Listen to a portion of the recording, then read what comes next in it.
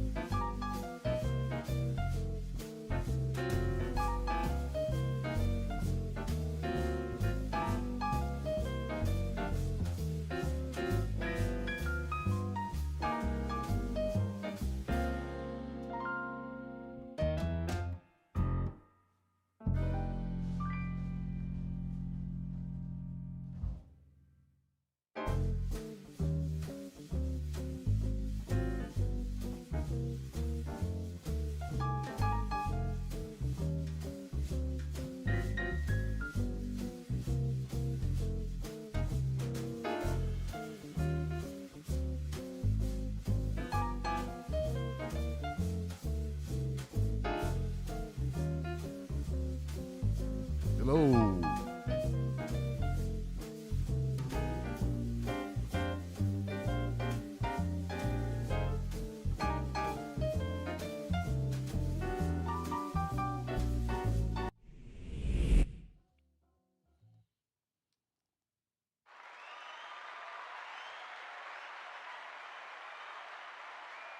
Testing, 1, 2, 3. What's up, people? How y'all doing? Can we get a little love? Can we get a little love out here? What's up, people? What is up? What's the goings on? Hello, people. My name is Tim Black. Welcome back to the Tim Black Show. Glad you guys could make it.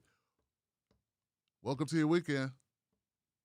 Welcome to your weekend. I know you was waiting on it. You couldn't wait. You're like, yeah, it's Friday night. Feeling right. What is up? I remember those days when I had a job that paid money. Friday night, feeling right. What's up? All right, y'all. All right, y'all. All right. This is the Tim Black Show, Freedom Friday in edition, I should say. That's right. Phone number's up. The phone number's here. I'm here, you're here, let's party. Let's get it in, y'all. So, let me make sure we're live on Twitch, Facebook, and YouTube, guys. Let's make sure that's all happening, because things go down. Things tend to go down. What up? I see my mean green, the mean green. Tim Black Wolfpack on YouTube in the house. What's up, David? What's up, Christina, Katrina, Sally? I see you hanging out. What up, Craig? What up, Sheldon? What's going on?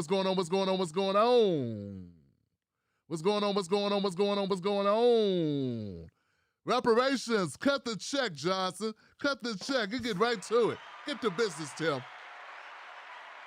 Walk right out on this stage and say, cut the check.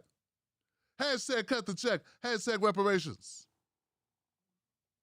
All right. What is going on? We looking good. Feeling right. Brian Crosby, Tyler in the house. Content matters. Context matters. Robbie Blue. Gary Webb. K to the Shy. James Knight. Steve. What's up, Steve? Rhonda, how you doing? Is that Rhonda from Twitter? What's up, guy? What's up?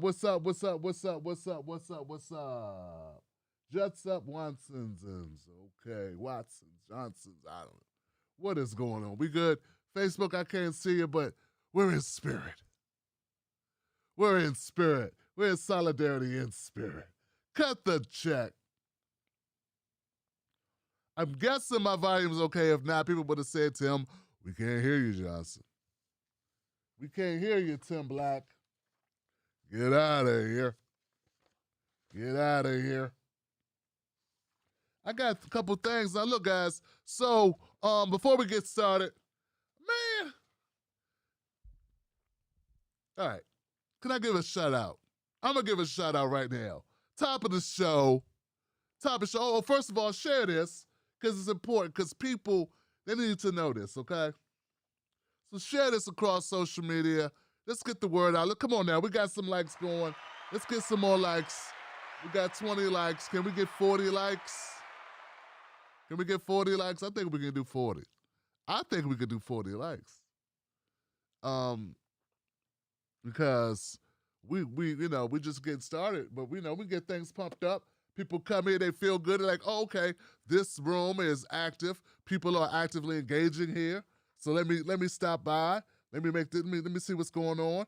I like the energy and the vibe that's going off in this particular space. Let's see if we can do this. Tim Black Wolfpack is in the house. Tim Black Wolfpack is all the way around. What's going on? Let me share this out. So I'm sharing this on Twitter. And I'm saying live now. You know how we do. Live now. The Twitter just never pops for me. Maybe it pops for some other people. It doesn't really pop for me. So, guys, what's happening, people? Tim Black's Wolfpack, we're up to 33 likes. We're trying to get to 40. How many shares? We got any shares? How many shares we got? So, if you're new to the show, we do a monologue. We do some stories. We go to phone calls. We talk in between the phone calls. The phone calls are everything on Fridays. We love our phone calls. Give it up to people that call the show. Give it up to those people because, everyone's not used to talking publicly. It's not an easy thing to do. So we want to give it up to the people that courage to call up and say what's on their mind. I appreciate y'all for doing that. Try to stay on point, on topic, or the womp womp saying will come out. Womp womp. That's when the womp womp. When you just keep on talking and womp womp. When you can't really get to your point, you womp womp. That's when Sandman comes out. Or that tap dancer come out and get you off the stage. Like the Gong Show. And get your, come on now. But I'm gonna give it up for my people that call into the show. You keep it cracking, you keep it good, keep it dope. Okay.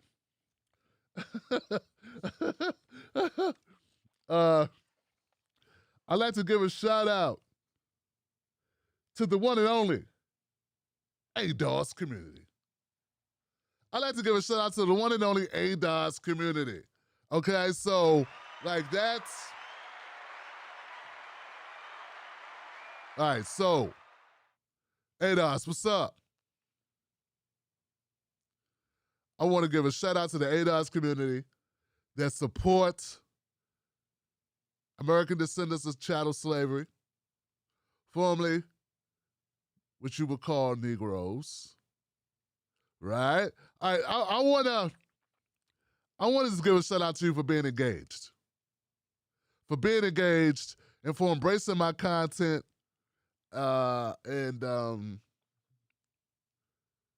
it's a humbling experience to have so many people show appreciation for me just doing what I'm supposed to do, which is interview someone who articulates the message and is doing the work, you know what I'm saying, and is powerful and passionate about the work, Had an opportunity to interview a couple of people from ADOS, Tamara Shirley Johnson, a good sister that came on the show, put it down. Of course, Dr. Sandy Darity came on the show a couple times. We got to have him back.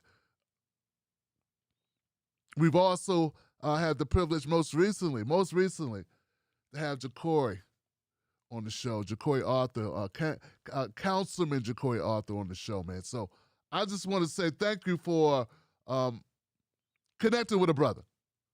You know what I'm saying? Thank you for that. And I want to give pay respect and homage to those people who have spearheaded this movement of ADOS. And if you could say cut the check with your chest, you could say Yvette Carnell and Tone Talks in the community that they started, they forged, and give them their due as well. There is no reason why a person should not be able to do that. I don't want to look. I just want to show that respect. Some people, I don't know what it is. People are like, Tim, you should shout out Yvette Carnell. You should shout out Tone Talks. I do. Now I realize that everybody doesn't watch everything. So everybody's not aware that we do give respect here, because I'm not beefing with anybody, yo. And anybody helping my people who are at the bottom of everything. We're going to go through some statistics later. I don't want to hit you with it off the top. But anybody helping black people at the bottom of the well in America, I want to be your friend. I want to work with you, okay? Because I don't know how much longer I got on this earth, but I like to spend it doing something that matters. I don't know why that's so suspect, but I guess it is. I guess it's a lot of grifting going on. But yeah, you don't watch everything, so I understand it. Let's just give it up one more time for ADOS. Let's not beat a dead horse. We good. The door is open. The door is open to Yvette Carnell. She knows that. She's a busy person. If she could come through, she will. Give it up for her. All right. And most importantly, though, give it up for all the people, man, that came through, man. And once again for Jacory, Councilman Jacory, for taking time out, man. That's dope. And Tamara, Miss Tamara Johnson Shirley, for taking time out. And Dr. Sandy Darity for taking time out. And the Reset Race Podcast for taking time out. And okay? And all of you for taking time out. Okay? That's what's up. Woo! You know, I'm kind of surprised here, man. I want to jump right into it here. This is whew. It's crazy what's happening. So you mean to tell me that a white kid who goes into a school who kills how many people? 4 people? He killed 4 people? That his actions may actually, like his actions, we're going to actually look for accountability, maybe beyond just the child. Maybe we're going to look at the parenting of the child. Maybe we're going to do that. That's what's going on here? That's what you're telling me? Look, guys.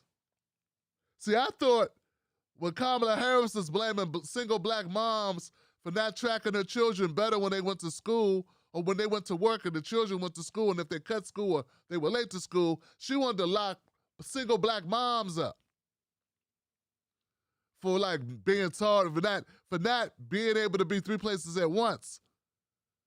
When you hear this story about Chrumbley, Ethan Chrumbley and his parents, and look, I use the term parenting very loosely. I don't know if you could call these parents. I don't know what these are. I want you to put yourselves in the place of these people that birthed and had a house, a place to live, and fed them occasionally. Because I don't know what this is. I don't know if you could call this parenting or not. But Kamala Harris is willing to throw black children in jail along with mama. Throw mama in jail and basically all the kids into the system if kids were late for school. So they did that. That was out without a batting an eye. She did that shit. In fact, she threatened that laughing. She laughed when she said that. Oh, someone's gonna, yes. Someone's gonna go, yeah, go to jail. Go to jail. She laughed, thought it was hilarious. More blacks in jail. This is funny. Ha ha ha ha ha ha ha. Well, if shitty white parents could go to jail, should be able to go to jail for their son killing 4 people when they knew he had a gun, illegally had a gun, went up to the school tried to prevent it, told them, hey, get your child's right letters. Folks, when you hear this, see, I know you're not going to, you get the Fox News version, you're not going to know, you're going to be like buying into this bullshit. Then I'm have people calling up, you listen to MSNBC, you're getting your facts from CBS, you must be getting your facts from the Democrats. I got both facts on my table here. Let me back up. I'm sorry. Let me back up. Everyone's not aware of this. Okay, there was a horrible shooting in Oxford, an Oxford school in Michigan, okay, where a student, he comes into the school. Where's the Fox News version? Okay, the parents of the teen suspect accused of killing 4 students after opening fire inside a Michigan high school earlier this week are now facing involuntary manslaughter charges as prosecutors on Friday revealed text messages alleging sent to their son before and after the attack. James and Jennifer Crumbley are facing 4 counts of involuntary manslaughter. According to Oakland County Prosecutor Karen McDonald, their son, 15-year-old Ethan Crumbley, 15-year-old Ethan Crumbley, allegedly fired at least 30 rounds in the hallways of Oxford High School on Tuesday, killing 4 classmates and injuring 7 others, including a teacher. While the shooter was the one who entered this high school and pulled the trigger, there are other individuals who contributed to the events on November 30th. And it's my intention to hold them accountable. I have a clip I want to play for you guys of the prosecutor going into this a little bit. The teen took to social media around the date to post images of a semi-automatic handgun with the caption, "Just got my new beauty today." Heart emoji, SIG, Sauer 9mm. Any questions I will answer. So let's do this. Let's go to some images and let's go to some video here. Because that's a beautiful thing when you have it.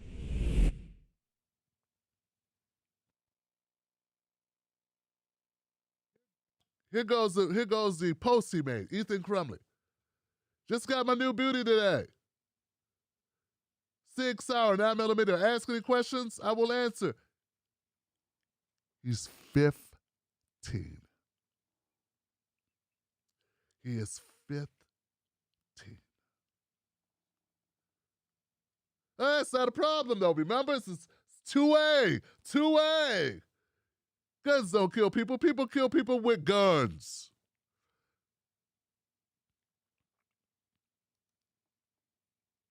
On November 21st, 21, a teacher at the Oxford High School observed Ethan Crumbley searching ammunition on his cell phone during class and reported the same to school officials. Jennifer Crumbley was contacted via voicemail by school personnel regarding the... Hold on, what's going on here? This is not right. Let's see if we can... What's going on here? Hold on a second. Get this. Jesus Christ, that was... This thing floating all over the screen. Okay, there we go, a little bit better. Let's start this over again. Here we go. 21st, 21, a teacher at the Oxford High School observed Ethan Crumbley searching ammunition on his cell phone during class and reported the same to school officials. Jennifer Crumbley was contacted via voicemail by school personnel regarding that son's inappropriate internet search. School personnel indicate they followed that voicemail up with an email but received no response from either parent. Thereafter, Jennifer Crumbley exchanged text messages about the incident with her son on that day, stating, quote, "LOL, I'm not mad at you. You have to learn not to get caught," end quote.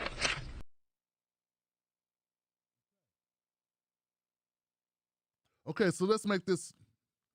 Damn it, what's going on? This thing's moving all around. Is that what's happening here?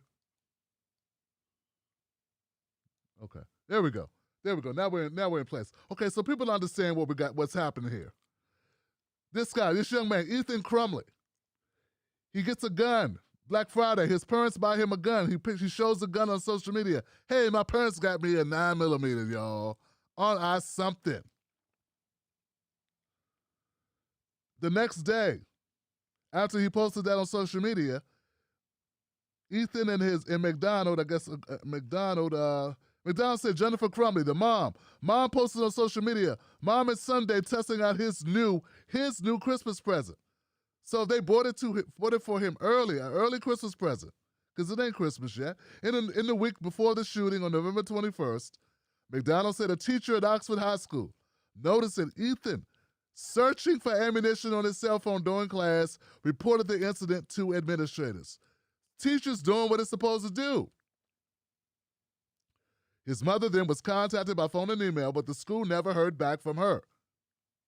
Instead, she added, Jennifer exchanged text messages with her son about the incidents, one of which said, LOL, I'm not mad at you. You have to learn not to get caught. Then, now let me get back on the screen because this is even worse, folks.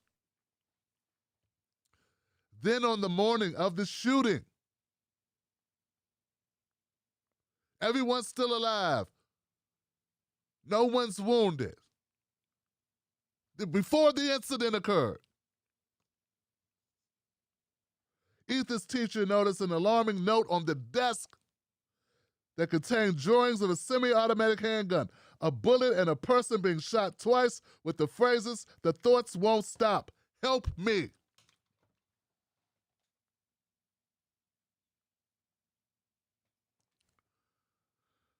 Blood everywhere. My life is useless. And the world is dead.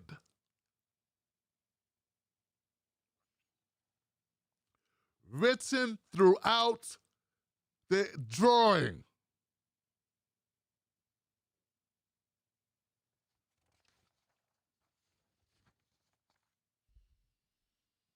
The prosecutor said Ethan and his parents were immediately summoned to a meeting, during which they were told they were required to get their son into counseling within 48 hours.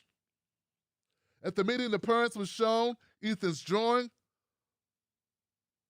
but portions of it were scratched out by Ethan himself, such as the drawing of the gun and the bloody figure, McDonald said. She noted that the parents resisted the idea of their son leaving school and departed the building without him. They did not take this little boy home. He's fine. So what he searches for ammunition? So what he's talking about killing people? So what he said life is hopeless, worthless, blood everywhere? They know he has a gun. Remember, they know something that the school did not know at the time.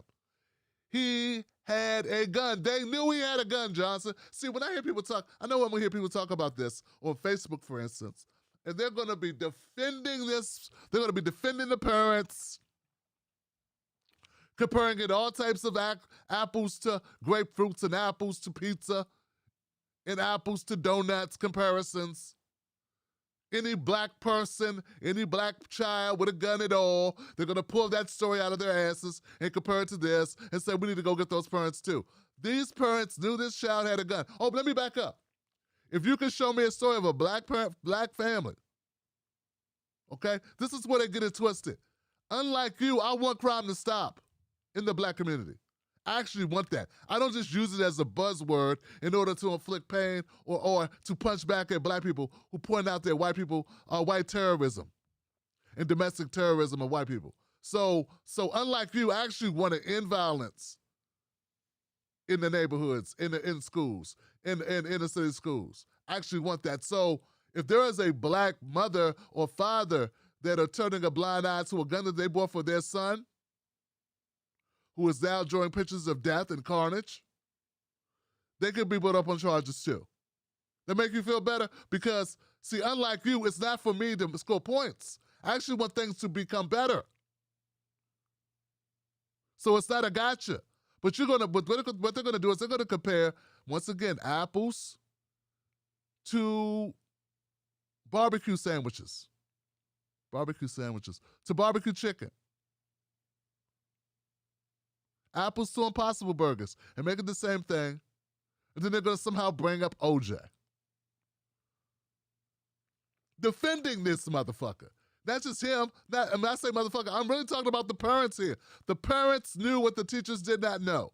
The parents knew that the young man, this child, had a gun in his possession, and he's talking like this. He's drawing this. This is textbook, get him out of here. They left the school without him. He then returned to the classroom, and hours later, he drew the weapon from his backpack. He had the gun with him at school, was planning to kill everybody that day. He was going to do that. They could have stopped this young man from killing 4 innocent people, wounding several others. They chose not to. So when you are defending these parents going, oh, these poor parents can't help, these kids are so bad nowadays, know the story. Please take time to know the story. Don't get caught up looking like an idiot. Don't get caught up looking like an idiot. You know, we always got occasional dumbasses who want to jump and die on a hill. Don't do it. Know the facts. This is not about philosophy of parenting. This is not about the different flavors of the way people want to handle their business at home with their children. This is about responsibility. This is about negligence, harmful, dangerous negligence.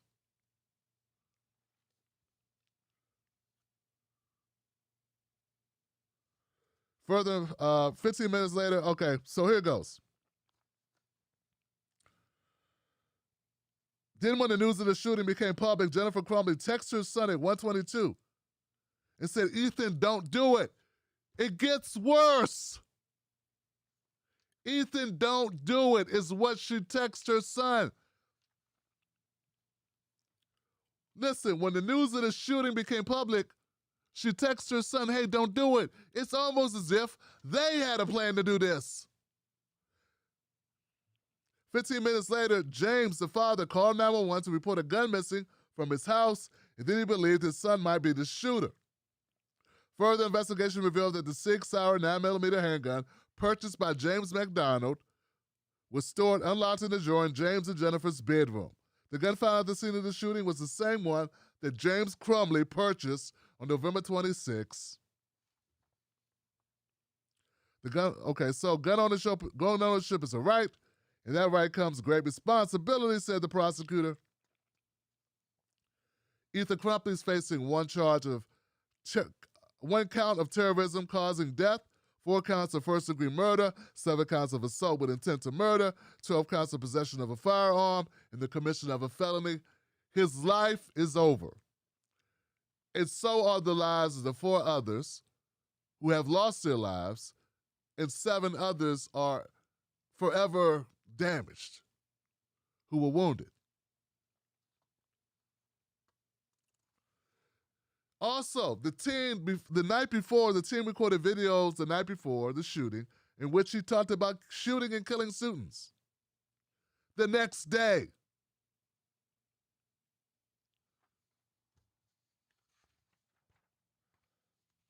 folks, I thought I was going to have to read the Associated Press version as well as the Fox News version, just so people know I'm not picking sides. You know what I'm saying? Because people think you're picking, I'm not picking sides. But this is Fox News that have basically thrown the white conservatives under the bus here. Maybe all conservatives. You know, just throwing the conservatives under the bus. Yeah, it's not just white, because there are black people going to be, well, you know, the family, and you can't get in there. Hey, man, come on, man. You know what the cops say? Look, man, if you buy your child a gun and that child takes that gun and kills people, you're responsible for that. I don't care what color you are. I don't want you killing my brothers and sisters. I don't want your deranged, unhinged child killing the kids of my viewers, man. No. Of my Tim Black Wolfpack, regardless of what color, what kind of comb you use or brush you use. If you like, you know, if you like power, or if you like Sex in the City, I don't really care. That's not important to me. But I just want this to be clear. This is crazy because I'm reading the Fox News version, and they done threw this all up under the bus. All up under the bus. So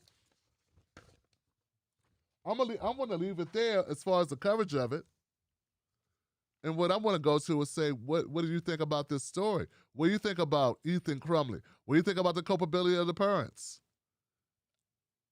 I'm assuming most people are going to agree with my opinion of this, that those parents need to be charged. I'm glad they were charged. And what do you think about the precedents this sets? And once again, folks, everyone gets their time in court, right? Get your time to go to court. And I'm not saying just because your child does something, you're automatically responsible for it. But when you help them do something that's illegal, which is purchase a firearm, you buy a gun for them. You do not secure the gun for them. We know that's serious business, buying someone a gun. You take them out shooting with the gun. You tell them shit like, oh, you messed up, you got caught. You're supposed to not get caught with it. Don't get caught with it. The teachers call you up to the school and say, hey, your son has problems, take him home. Take him, get him to a counselor in 48 hours. You blow them off, you leave. The child stays that day and kills 4 people. That right there, so that's not every incident of a child doing something and saying we're going to lock the parents up. So I want to make sure people know there's a distinction, there's a distinct difference between your child doing something without your knowledge, you ain't got nothing to do with it, you know, you let him close the bedroom door and you had no idea he was making bombs. And I'm only half joking, but you know what I'm saying. And you had no idea. These parents had a perfectly good idea about what their son was doing, what he was into. They may not have known the psychological issues that he had, but they could have mitigated. They could have prevented this just by taking their child home that day. Just by taking him home. That's it. So let me know what you think in the comment section. Now, I'm also thinking, guys, before we go, I'm wondering, I am so wondering,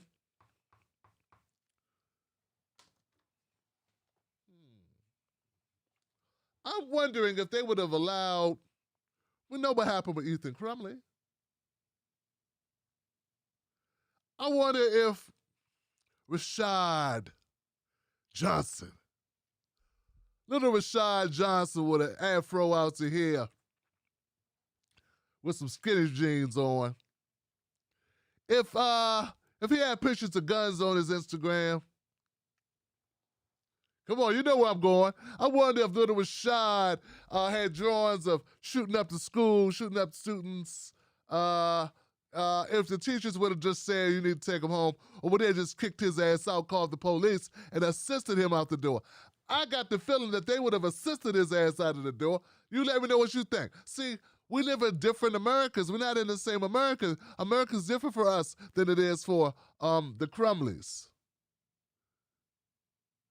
Sometimes that works for them. That's great for them. But sometimes it leads to 4 people getting killed for no damn reason and 7 others shot. That's what that leads to. It leads to black kids being overly policed, overly criminalized. And we end up with this at the school. So I want people to also think about this. When you call up tonight, if you talk about this story, I want you to consider this. Now, I was saving this, but I'm feeling kind of like organic to the conversation, right? Listen, people don't understand how much disparities we have in our justice system. They don't quite get it. And I just want to point out a couple things. Let's see if we got something, because this is just general disparities. Let me see if I find one that's kind of in the wheelhouse.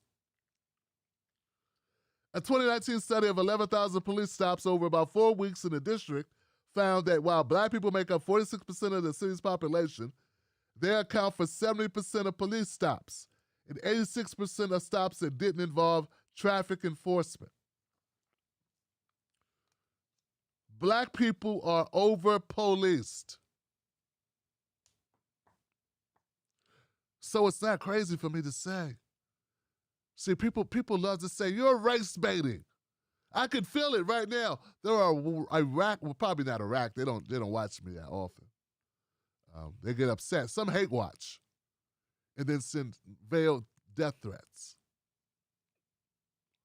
But they love to say that you're race baiting when they love to say that I'm race baiting when I say, if Ethan Crumbley was Rashad Johnson, blah, blah, blah, blah, blah, would they have done the same thing? I think they would have kicked him out of school, called the police.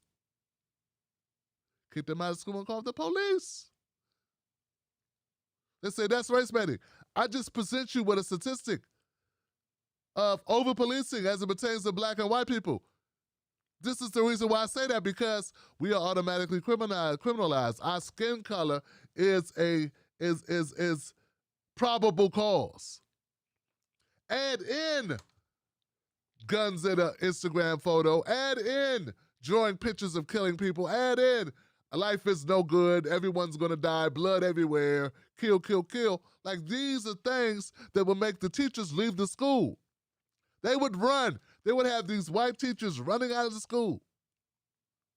If Rashad drew that and they didn't take Rashad out, I don't think the teachers or the administrators would have been able to go back to working after seeing this. I think they would have left. You understand what I'm saying? I'm trying to tell you, we get treated differently.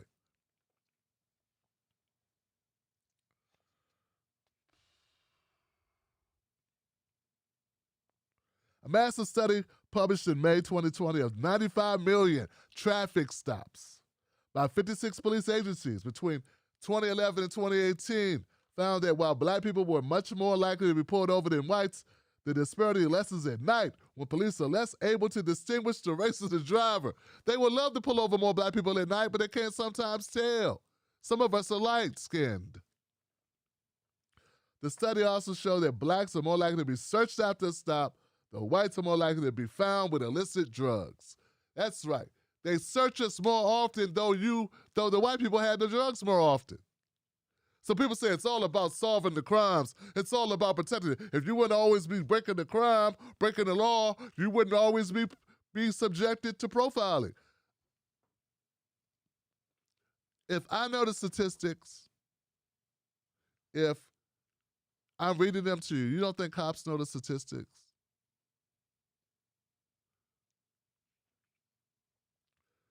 The study also found that blacks are more likely to be searched after a stop than whites are more likely to be found with drugs. The darker the sky, the less pronounced the disparity between blacks and white incidents or motorists. The study also found that in states that had legalized marijuana, the racial disparity narrowed but was still significant. It didn't even matter, Johnson, if the weed was legal. If the weed is legal, they're still pulling this over at a higher rate to find whatever they want to find. So all I'm saying, folks, and I hope I'm making this clear to you, and I don't know, maybe some other, and I haven't watched any coverage of this other than the little clip I showed you. I believe if Rashad Johnson shot and killed 4 people at the school, no, not killed 4 people, if he drew a picture of fantasizing of killing 4 people at the school, it would have been a wrap. He wouldn't have been at school that day. You don't get the option. They would have called the cops. They would have kicked him out. People would have left. I think people would have been really afraid. That's what I'm saying. I think people would have been afraid. It's just what it is. This is just the explicit bias and implicit bias. People are more afraid of black people. It is just what it is. These teachers are more afraid of the black students, not so afraid of the white students. They still looked at this little killer as Damien. Remember that movie Damien? They looked at little Damien like, oh, he's so cute. Ah! Oh, where'd that come from? Get what I'm saying? That makes sense to you? That's what happens. That's my opinion on this. I don't know if I can say commentary on this, but that's how I see this. And I just want to throw that out there. And that's not race baiting. That's just reality. I got a number of statistics we could go through that I didn't come up with, of studies of all across the country, of disparities between treatment. And with a little bit of time, maybe by Monday, I'll pull up some actual school data, because we already know The school punishment is different between black and white students. We already know that. That's a fact. I just don't have those numbers in front of me exactly what that is. But somebody can look it up when they call in and call in with that number if they like. Now, since we're talking about crime, folks, let's move over to a story that I'm just becoming aware of. And it's crazy. Why didn't I hear about this story when we were looking at the Rittenhouse stuff? Here we go. I don't know why we're just now hearing about this. It's Chrystul Kizer. Chrystul Kizer, Wisconsin teen, fatally shot alleged trafficker accused of abusing her, and numerous other black girls faces life in prison.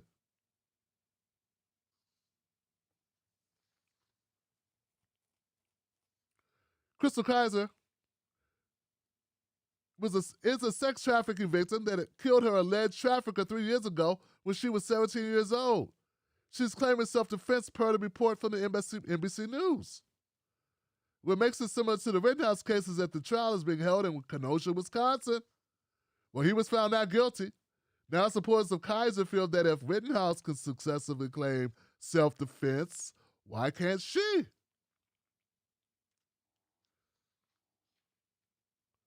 According to NBC News, Kizer's been charged with 5 felonies for killing Randall Voller, the alleged trafficker who abused Kizer for years when she was underage.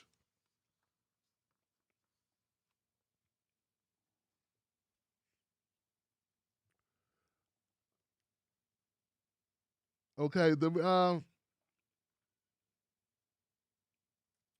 reason people are so adamant about Kizer finding justice is that in self-defense cases, black people are not often acquitted compared to white people.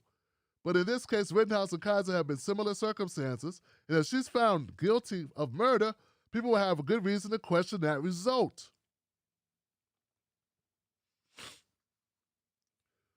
There's a Mark Wilson going through a similar situation in Statesboro, Georgia, for killing a white teenager in self-defense. It's still unclear what the future will hold. So this young lady's fighting for her life, and she's charged with killing.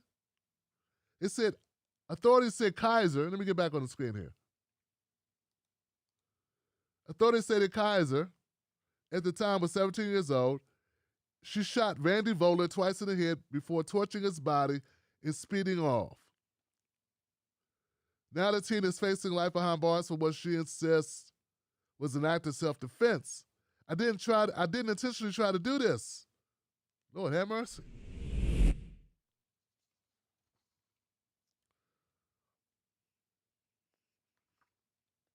Okay, so they said this case largely, was largely omitted from the national headlines, but it rocked the quiet lakefront town of Kenosha, Wisconsin. Why no one was bringing this up when they were talking about Rittenhouse? Instead, I got people going all the way across the land talking about another case where a black man never shot anyone. Instead, his girlfriend was shot to death. And everyone compared the Rittenhouse case to that case. You got a case right in Kenosha. Right in Kenosha. See, this is how disgustingly devious people are.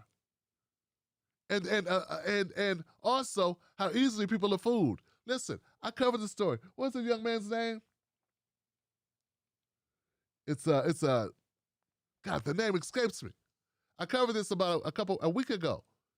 This story I keep hearing about, where people keep bringing up this young man, bringing it up and saying it's a black man who was charged with murder, and he got off for defending himself. These cops bust into his house, and he shoots 1 time or 2 times. The cops return like 30 shots. They shoot his girlfriend and kill her. They wanted to charge him with her death, because they said if he hadn't returned fire or hadn't shot at them, then they never would have shot all those bullets. They killed her. Turns out they never told who they were. They were doing a no-knock warrant. He didn't know who they were. They busted in the house. He shot defending his home. He did not shoot his girlfriend. But everyone wanted to compare that to the Rittenhouse case and said, see, if you black, you could claim self-defense. They also left out that this black person, this black man, is still facing 30 years in prison for having a gun.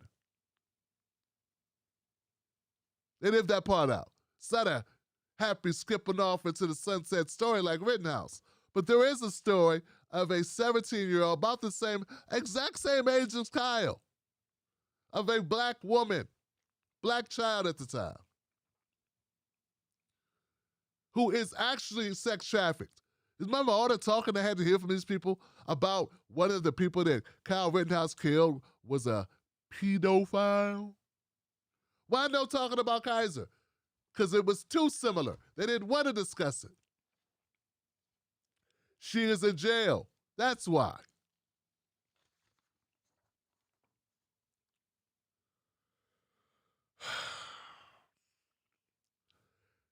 June 5th, 2018, Vola's neighbors called police to report that his modest one-story home was up in smoke. Emergency crews arrived to find his charred remains with visible gunshot wounds to his head. Kizer, who was just 16 when she met the 33-year-old, was charged with arson and first-degree intentional homicide, an offense that carries a mandatory life sentence in Wisconsin. The teen told police she was upset and tired of Vola touching her. She accused him of sexually abusing her on multiple occasions and filming it. She wasn't the only one. The Post reported that Vola, 33, was under investigation for child pornography and sex trafficking at the time of his murder. February 2018, authorities arrested him on charges of child enticement, second-degree assault of a child, after uncovering evidence he had abused several other young African-American girls, just like Kizer. Despite all this, the city's district attorney waited to prosecute the accused sex trafficker, allowing Vola to remain free for 3 months following his arrest. The night Kizer visited his home, she says Vola tried to force her to have sex, pinned her down when she refused, and that's when she fired the gun. Now look, I'm not expecting us to get to the bottom of this case in one sitting. But what I am saying, folks, is why so much dishonesty? It's just such blatant dishonesty. There's no keeping it real. This is why I cannot give them an inch. Do you understand, folks? I can't give them an inch because you never know what they're not telling you. But here's the thing. A lie by omission is still a lie. When I catch you lying by omission, you're comparing apples to donuts. With this case with Kyle, we got a case in the same state, in the same city, of a black child actually trafficked that you said you cared about. They acted all outraged. This person has 4 counts of touching 4 children when he was back 15 years ago. He deserved to die. I got a case of a young black woman, a child at the time, who killed her abuser and fled out of fear in jail for murder, who said she was defending herself. And I don't hear about it until after your Kyle case is over. So I'm going to look more into this. I also understand that this case, they won an opportunity for an appeal. So they're going to appeal this, and they're going to use the Kyle case as leverage. And hey, look, folks, here's the thing. This is something I wanted to, that dawned on me about this. Could there be something good that comes out of this Kyle situation? We're able to use them and use their leniency for Kyle. And I'm sorry, and look, it is what it is. Leniency, biased treatment for Kyle. You cannot say an underage, a child agreed to be abused. You cannot say she agreed to be a prostitute or she agreed to do sex for money. No, she's a child. It's against the law. You can't agree to traffic someone. A child cannot agree to be trafficked. Dummies. That's just preemptively. I have to say that for morons. Racist morons have to hear this. Because, you know, they super sexualize black women particularly. So you have to clear this up for everyone. Make sure they understand the law. You can't consent to an illegal act.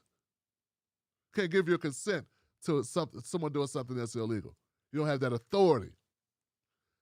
She could be underage. You can't give you permission to break the law. The point is this, guys. This is why I can't give them any room, because when I do, see, this is what happens. That's why I don't give them any room. And I just let them say all the shit they're going to say, and then it comes out. And I almost, not identical, don't get me wrong, very hard to find an identical situation. But what I'm saying is, it's in their state. Like, the same laws apply. The same rules should apply. And maybe, just maybe, this will be used, this Kyle Rittenhouse case could be used to defend some other actions. I don't know. We have to look. So we're going to look and see. Last thing, guys. Now, I don't know a lot about this, but I do realize a lot of people are very upset. Okay? A lot of people are running around with their hair on fire. People bringing up 2014 and 2012, 2016, blaming people, blaming all types of people for the Democrats being a shitty party. Blaming the Democrats for losing to Donald Trump. Blaming people that let the Democrats lose to Donald Trump. Here we go again. Every goddamn time.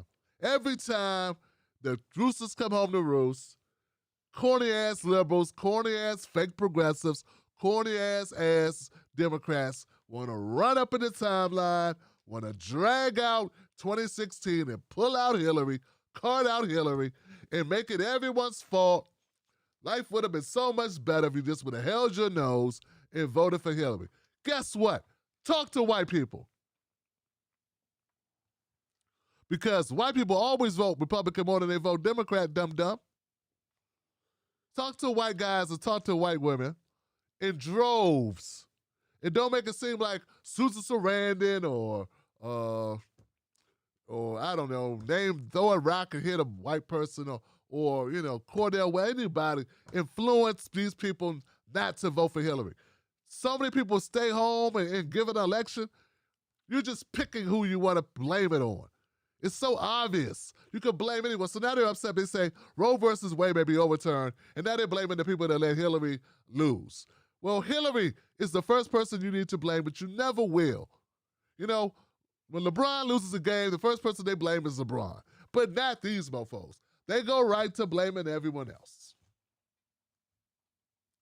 No guts, no guts, no heart, no ethics, no nothing. Just horrible Johnson. So my real reason for bringing that up is the fact that Roe versus Wade. Do you think it's going to get overturned? Do you believe this? Are people worried about this? Are you concerned about this? I don't think it's going to get overturned. I just don't believe America's going to actually do that. I just don't see it. Now, I haven't done a lot of research into it. I do understand. I do have a document in front of me. I did do a little research, though. I do know that there's a trial coming up, a court case in Mississippi, and they say the precedents that will be set from that court case could open the door. Okay? So that's what's important right now. That's the imperative. 21 states are poised to immediately ban or acutely curtail access to abortions if the Supreme Court chooses to overturn or weaken Roe versus Wade. And the state of Mississippi, which is seeking to overturn Roe, is that the U.S. Constitution is neutral on the matter of abortion, meaning the power to regulate it should rest in the hands of individual states. So they say and I was reading somewhere, some 20 states. Some 20 states could move in that direction if it's dropped off to the states. And that there are some states, abortions could be soon illegal or next to impossible to access in these 21 states with a combined population of 135 million people, a major change from today's environment where all 50 states have at least one operating abortion clinic. So, I don't know, folks, what this is going to, I tend not to believe that this is going to happen, but what say you? What say you? What say you on this? Okay. Very much. That's enough. That's enough talking for me, Tim Black. Look, folks, I want to get phone lines open, give people an opportunity to call up and say what's on their mind. We got a couple of cases going on. I ran them down to you. We are good here. Let's make this happen, shall we?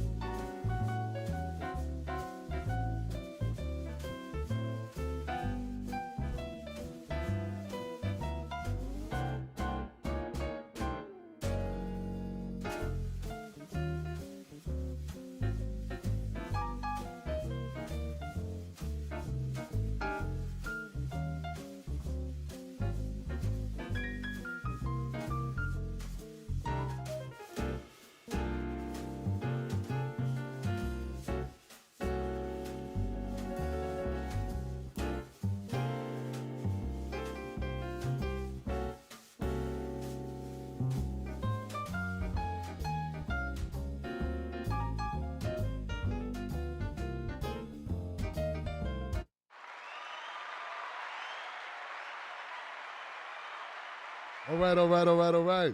Let's jump out here. I got my calls. I'm gonna try to go in the order in which which they were received, folks. Trying to keep it hot. First call in the queue is the 202 number. 202, you are live. What's your name? What is your comment? 202. My name is Greg. I'm calling from Washington, D.C. Greg, what's up, baby? What's going on, man? Hey, Tim, I've called in once before, man, and I love your show, man. I love you. And, you know, I posted something on my Facebook, and people want to know why I cuss so much. And I say, Scripture says that be ye hot or cold, or I will spit you out.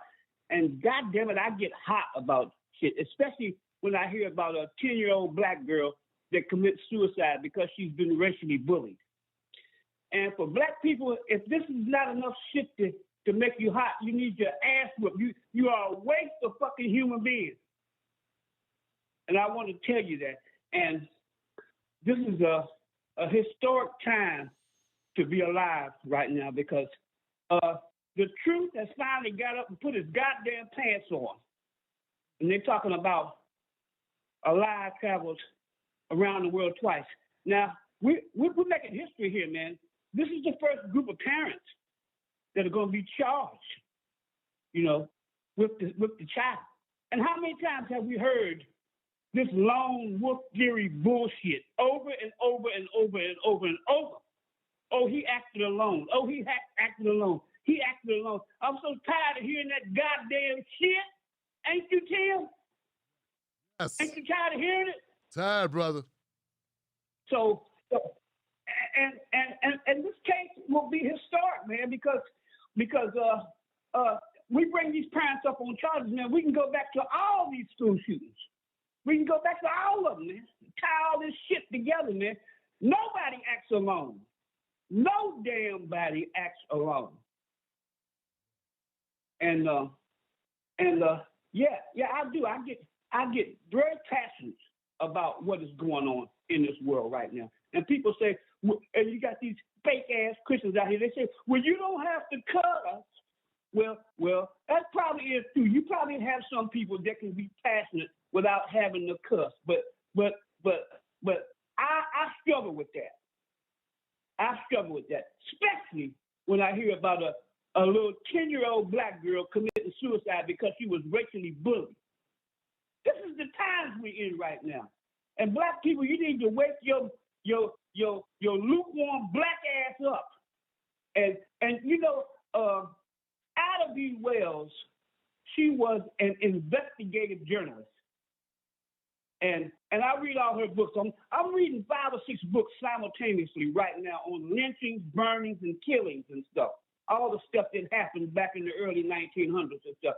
And through the miracle of the information superhighway, we can all be investigative journalists. You ain't got no goddamn reason not to know the truth and what's happening out here. If you do a damn little bit of research, you take your black ass and do a little bit of research. We need some of my life. I'm finding out now. My life mission is we have to stir the passions, man. We have to stir our passions. Don't wait until it's your goddamn child. And see, and right now, and white parents are saying, we're getting ready to have the battle of white privilege. This is what this is all about. You know you can't kill my goddamn white child. You can't take your damn white privilege and your white son and go and come out and kill my goddamn white child. I'm gonna stop this shit. So we get ready to witness the epic battle of white privilege. And the shit has hit the fan. So black people, we need to understand where we fit in all this shit.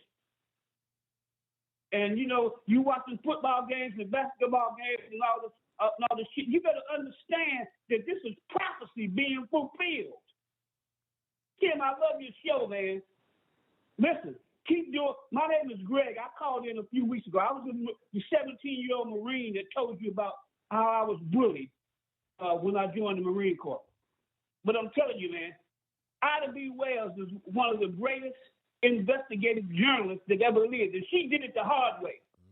And basically what that's saying is, truth needs to get up and put his goddamn pants on. There it is. I love you, man. Keep on doing what you're doing. You got it, brother. Thank you for calling up, man. Give it up for my caller, y'all. Give it up for my caller. Stop playing around. Yeah, man, you know, there are people. I don't listen to people that tell me how I need to conduct myself. Because this is the way I've always been, you know. I've always been demonstrative, always been outspoken, always been egregious, you know, loud, gregarious, that's it. Loud, vociferous, I can speak, I can talk. I've always been animated to a certain degree. I mean, I can chill out a little bit. And, you know, I've been trying to learn to keep my hands here when I do these interviews, and don't talk with your hands so much, talk with your face, and let your vocal range express your emotion and your passion. Use your tonality.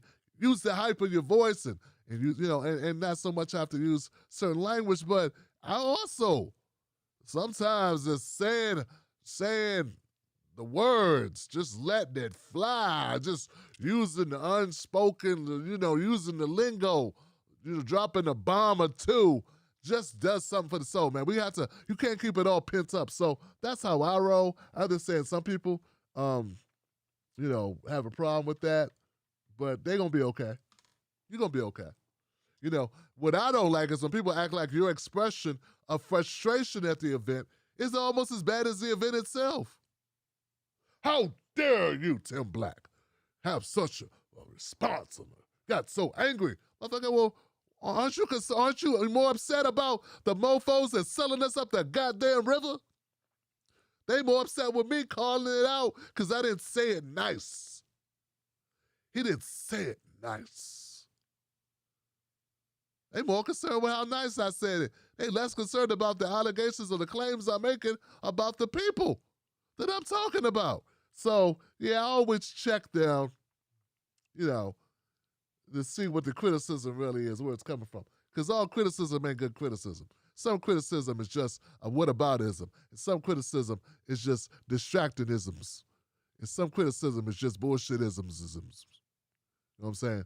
So I'm going to go next call. I got 714 in the house. 714, you are live. What's your name? What's your comment?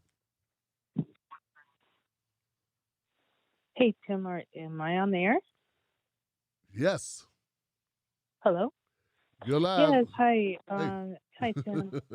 Yeah, this is Eve. This is Eve from Orange County, California. How you doing, Tim? What's up, sis? What's on your mind? Well, I just wanted to say, like, I'm a Black woman. I enjoy my target practice with various pistols and weapons, and I'm one of those quiet types, so yeah, don't fuck with me. But anyway, it's a lot of fun. It's stress relieving, and I really enjoy it a lot. So I'm more one of those two-way kind of advocates. But on the other end of that spectrum, I really question the sanity of any parent that's handing over one of these type of weapons, like a SIG, to any kind of teenager. That is just nuts. They're going through all kind of emotional upheavals. Why would you hand over a SIG unmonitored to a teenager? Doesn't make any sense to me, and I think those parents just deserve to be in jail right next to their kid. But when you said something about if the kid's name was Rashad, he would be put in jail for a drawing. I don't know if you've already talked about it or not, but there's a 10-year-old kid in Hawaii, little Black girl. She made a drawing in class, assisted by a lot of her classmates. Yes. Do you remember? Did you hear that one? I did cover it. Thank you for bringing it back. Yes. Yes. It was ridiculous. And they didn't even let the mom immediately get to her kid because she looked angry. Are you kidding me? Oh my God, it was horrible. And I'm still just so pissed off at that whole situation. But that's all I really wanted to say. Wow. Please keep on doing what you're doing, and thank you very much for introducing me to Reset Race. God bless him. You got it, sister. Thank you so much. Thank you for calling up. Yeah. Now, look, hey, whoa. I want to make it clear now. Just in case people are wondering. I'm not saying you shouldn't have your gun. I'm not saying that. But we know with that gun comes a great amount of what? Responsibility. That's all I'm saying. So this young woman sounds like a very conscientious owner of a firearm. She stated, hey, I enjoy guns. I enjoy shooting them. It's great stress relief. It's also great protection. That's why I got my gun and I enjoy having it. But on the other hand, you don't buy a pistol for a kid, a handgun for a kid. And if you do, well, you're responsible. You're supposed to be kept a certain place and kept a certain way. And look, guys, if somehow everything I read about these parents sound horrible. They knew the child had emotional issues. The school alerted them to it. They ignored it. They made jokes about it. They didn't take him to get help. He kills 4 people. They should go to jail based on those things. If there's some type of information we find that they were taking steps, they had it locked up, he broke into the box, or I don't know, or something like that's different. That'll come out in the trial. That will come out in the trial. So look, I'm not saying that if they did, because the media could paint you a horrible way. Come on now, we know that now, right? We know the media could paint us a horrible way. They do it to us all the time. They typically do it to us when we're deceased. Yeah, they typically make us the villains even when we are dead. And the cops are alive and walking around and still going to Best Buy to buy tablets or to fresh foods or whatever. Whole Foods. Still out shopping and living their lives. We're in the ground and we're still villainized. But yes, I do understand that the media can pay people different ways. That happens. So I'm not dismissing that. So if it comes out to show these parents were actually pretty conscientious, did actually what they were supposed to do, and the child being in this emotional distraught, imbalance, chemical imbalance, or whatever they're going to come up with, you're going to come up with a bunch of shit. But I'm telling you, it's based on what I read from different news sources. 3 news sources, AP, Fox News, and I think it was something, CBS or something. And it doesn't look that way. Okay? That's all I'm telling you. All right. So let's go to the next call. I gotta move my screen, guys. Give me 1 second, Joe. I gotta do this.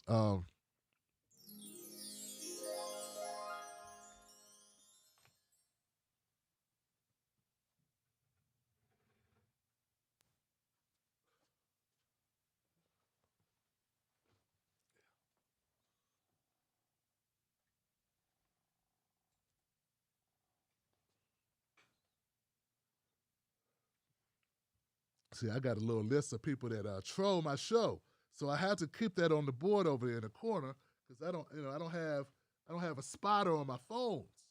But there are people that like to troll the Tim Black Show, and sometimes I allow trolls and people that have been complete assholes call up, and sometimes I don't.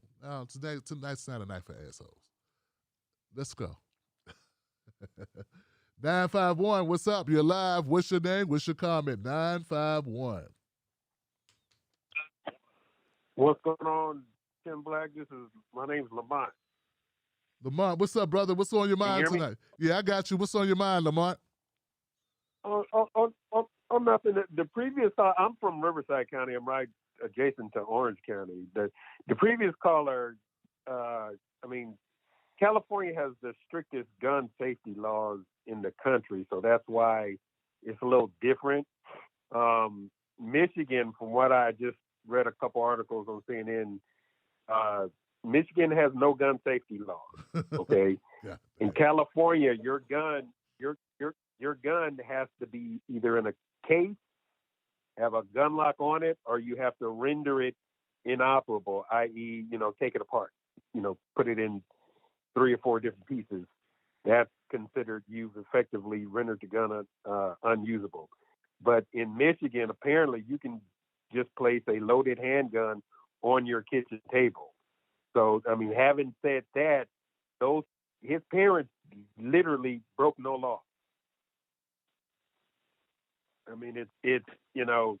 It's hard to say, I completely get how everybody is upset about it, but I really believe that this is more of an attack on, the our right to, was the Second Amendment right to keep and bear arms. And, you can't blame, parents for the behavior of their children. I mean, it'd be one thing if the parents were actually conspiring, driving the kid to school, telling the, dude, bust off the shots, and they'll be, at the bike rack waiting for him in the car. If they had that type of dialogue going on, basically outlining a conspiracy, that would be one thing. But unfortunately, in this country, you can buy somebody a gun. But that's not what the prosecutor is alleging. They're not alleging that they did anything with the gun, that they broke a gun law. They're saying that they enabled, or the conclusion I draw is that there were absolute reason to believe this individual was dangerous and disturbed. They said the parents should have known that the child was dangerous and disturbed based on the reports the school made to the parents. That's a different allegation. It has nothing to do with gun laws. I mean, well, but the parents aren't psychologists. The school alerted them. The school alerted them. Now, so you're talking about gun laws. You said it's a front to gun laws. This has nothing to do with gun laws. This has to do with their responsibility to their children and to the school system. Under Michigan law, the involuntary manslaughter charge filed against the parents can be sued if authorities believe someone contributed to a situation where there was a high chance of harm or death. Well, I mean, if that's the standard, the school is as culpable as the parents are. So you're saying, I disagree. Oh, come on, I disagree. They contacted the parents. They contacted the parents and said, hey, your child. They called the parents. Hold on. They called the parents. No, you're going to listen to me. They called the parents. They called the parents. They told the parents. They called the parents. They said, hey, your child, this is your child. They called the parents. There was one phone call. Then there was no return call. The parents did not respond to a phone call.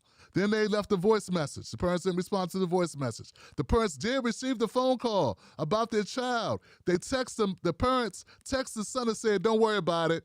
Next time, don't get caught. So they're kind of dead to rights, showing the negligence of the parents. It's that text message, brother. I know that's inconvenient for you to make the claim that America's against people with gun rights. But whether he drove a truck into the school, whether he threw a bomb into the school, but if we tell you your child has an issue and you don't respond to us 2 times, 3 times, and you know we told you, and your response to your child and your text message to your child about that is, next time don't get caught. Well, that makes you negligent. That makes you liable. We'll see what happens in court. But let's not make this about gun rights, because they're not getting charged by guns. About guns. Well, I mean, to my understanding, I guess the issue with quote unquote don't get caught. This was in regards to him allegedly viewing, purchasing ammo while on his phone while in class. That's not even illegal. I don't know if that's what the connection is, but they knew that the school had contacted them to tell them that there were, by issues with their child. They came up there to the school the same day that the shooting occurred. Because the school wanted them to come. The school wanted the children, wanted the parents. The parents were not at the school of their own volition. They weren't there to help their child. The school contacted the parents to come to the school. And you're saying the school was still responsible, though they contacted the parents to come to the school and get their child, and they left without their child. Well, that's what you're saying? This is a quote from the CNN article that I think it was just. Now who's reading CNN? But go ahead, brother. Okay, but hold on. Her name is Cassandra Crefasi. She's the deputy director of Johns Hopkins Center for Gun Violence and Research. It's a direct quote. It's exceptionally unusual. Uh-huh. We rarely hold people accountable for giving someone a gun who shouldn't have one. That's not what the charge is. They're not getting charged. They're not getting charged a gun charge, to my understanding. That's my understanding. The charge is accessory to murder, right? Involuntary manslaughter. And they said involuntary manslaughter. Involuntary manslaughter, brother. Why you called up to argue with me about what the charges may be, and what's that got to do with gun rights? if your child is psychotic in any way and you know this and you don't act, I can see them making a claim that you did not contribute to stopping your child. That's all I think. That's how I'm looking at it. I'm taking guns out of the equation.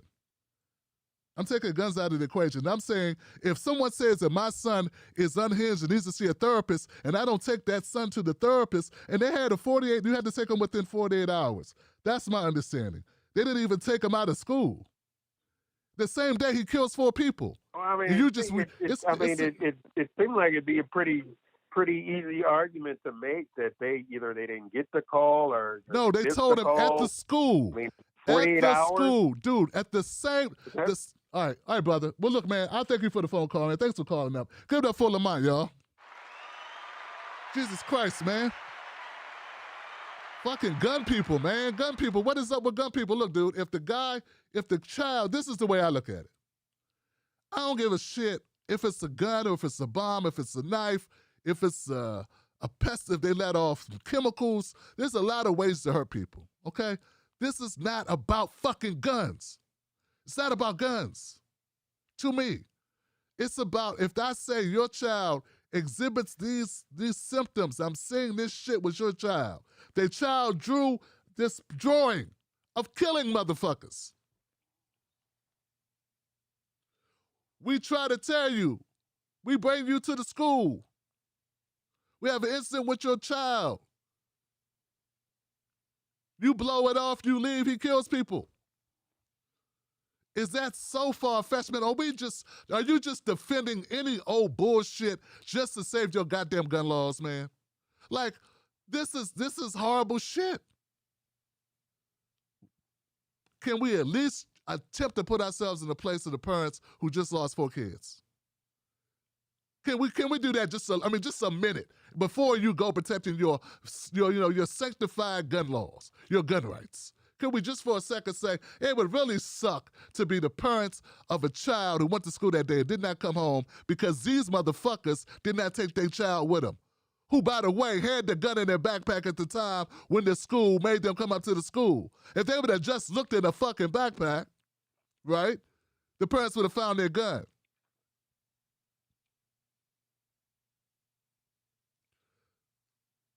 All I'm saying, if you know your child, if there's evidence, like I said, we'll see what happens. We will see what happens. I'm not saying every parent is responsible for everything a child does. Of course not. But I told you, based on the information that I have, based on what I'm reading, I'm not reading this about gun laws, gun charges from CNN. Damned if you do, damned if you don't. You don't use CNN. First time you don't look at CNN article, people call up and say, I looked at the CNN article. You can't win for losing. You can't win for losing with people. Last case, I looked at a CNN article. How you can't look at CNN? Man, at the end of the day, if these parents could have prevented this killing, I think it's good. I think it's damn good that they be held accountable. If for no other reason than to deter motherfuckers in the future from just turning a blind eye to what their children do.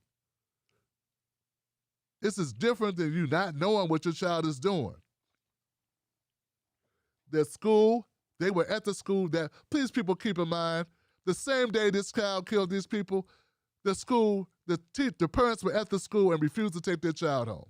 Could people please, could we add that to this deep conversation, to the argument? Can that be included in the argument, please? Hey man, maybe you should come get your child. Your child's loony. Your child got problems. No, I'm good. We good. Then he kills 4 people. And then they got this guy calling up, talking about gun rights. And it's not gun rights, it's securing your goddamn gun. Like if the gun was secured. So I guess in Michigan, 15 years old is old enough to have a gun. Okay, I didn't know that. I don't know. I live in Maryland. It ain't allowed okay in Maryland. Like I said, we got 50 countries in America. There are 50 countries in America. So 50 states that all conduct themselves differently. Fine. But it just really disturbs me, man, that the argument would be the first person to call up about this case that really wants to have a debate about it is debating that the parents should be held not responsible at all for the person that lives in their home. First of all, I didn't know you could buy I thought it was okay to possess. I don't know. I don't know enough about the law, about the gun laws. So at 15, people can buy you a gun. He's talking about if the father owns a gun and somebody has his gun. Who was the gun for? Why is the kid? So they're saying the kid was lying when the kid was making posts about having a gun. So they're saying that this was all a lie. I don't know. I'm going to go next call. I give up. Let's go to 678. Maybe we'll have somebody who with some other opinion. 678, you are live. What's your name? What's your comment? Hey, what's going on, brother? This is Robbie Blue. Can you hear me? Hey, Robbie, what's happening, brother? Hello? Yeah, we hear you. Yeah, man. All I wanted to say real quick is a lot of times black folks, no matter how articulate or illiterate we are, we're afraid. So we want to keep believing that the system can change and be reformed. But what we got to understand is the genie's already out the bottle. The system is working the way it was designed to work. So you got people debating with you when they fail to realize that for white people right now, there's a choice. They're either going to choose between greed or racism. There's money to be made off bullets, guns, depravity in society, people being at each other's throat for politics. There's money to be made, through Facebook ads and all of that. Now, when white blood is shed, it's no longer entertaining. You can draw a parallel between Kyle Rittenhouse and this young man, because that's the first thing that came to my mind was we have a situation with a young white person underage mishandling a firearm, right? One was a claim of self-defense. The other was, you could say he was out of his mind, but the moral of the story is they felt comfortable doing what they were doing because the benchmark has always been pushed back to them for consequences. We argue and debate with each other about the system. And brothers will call in and debate with you and try to make excuses. We know that if that was a black mother, they would have vilified her. They would have brought up the killing statistics in Chicago. They would have pulled up the young man's record of everything he ever done wrong in his life. But if you look at getting to that Roe versus Wade and the NRA, I'll tie them both together with white supremacy. The fear of the black boogeyman is what drove all these issues that we see in society today. Now it's the fear of genetic annihilation that's causing them to want to roll back these things. The chick who was responsible for Roe v. Wade, she lied under oath that a black man supposedly raped her.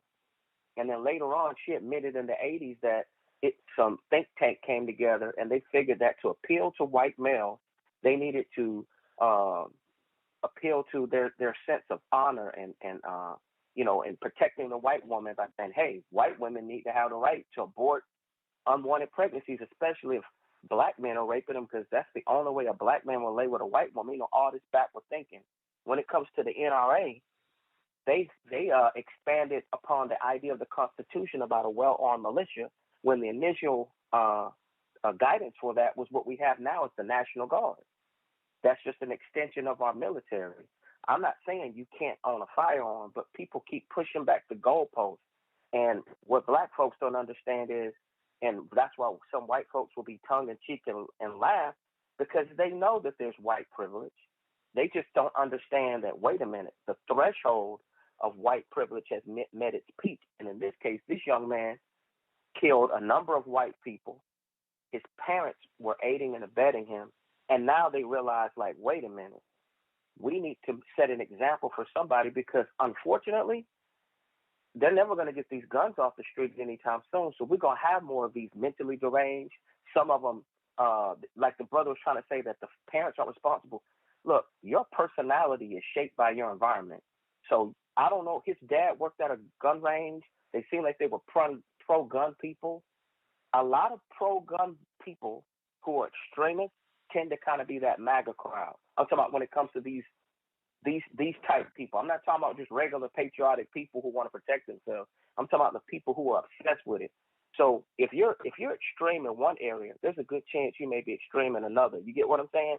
And there could be political angles and all kind of things going on in your mind. You see your parents angry, talk about the election is stolen, whoop de whoop. This guy gets it in his mind that that's the way to handle problems. You know what I'm saying? Kyle Rittenhouse got off. Maybe I'll get off by just saying it's mental. So he made sure he dropped all those little bird seeds, right? Talking about how he was having visions and all of that, because that's going to be his defense, is mental health. It's going to be interesting to see how it plays out, but we got to understand, man, that right now, I think there's a good chance that they are going to reverse Roe versus Wade, because they want more white women to have children, just for the simple fact, because this ain't even about black folks. They're going to keep Planned Parenthood in our neighborhood. They're going to keep trying to give black women hysterectomies at 15. But for white women, they're trying their best to get the white woman back under control, because feminism right now is hyperbolic, and it's destroying the white family. It's already destroyed the black family, but it's destroying the white family. It's starting to be a sewage backup. You know what I mean? And it's affecting them. And that's all I have to say on that, man. I don't know. People may disagree, but that's just my humble opinion. Well, look, man, I appreciate the phone call. I appreciate that. Robbie said the sewage is backing up. We need to call the plumber, man. I appreciate you. I'm cool, man. Look, I cannot get upset with callers. I gotta let it go. People gonna say different stuff. I appreciate you, Robbie, for calling up and kind of saying something kind of restore my faith in mankind. Like, Jesus Christ, man. All you thinking about is keeping gun rights. Shit, you forget I have kids. I've had to go up to school for a kid drawing a picture before, joking around or whatever. Don't you ever draw that picture again. This is the situation. I'm like, damn, you can't even make a picture with your hand. It wasn't even a picture. It was like, you can't even do this in school in Maryland, dude. So there are different laws across the country from state to state. But yes, I do agree that there's something going on. There's a push. There is a push. Man, don't defend this goddamn system, man. If these parents, the way I read it, it says, if the authorities believe someone contributed to a situation where there was a high chance of harm or death. Now, brothers and sisters get hit with this all the fucking time. I wonder how often our friend Lamont cries a river about it. Yeah, you could be hanging out with some people, and some shit go down and you in the car, or you drove, or you were, you gave the, I don't know, somehow you are there. You are there in the place. Everyone gets this charge for even being involved at all. You didn't intend to do it. You weren't the person who did it. This charge looks to me like a very blanket charge people get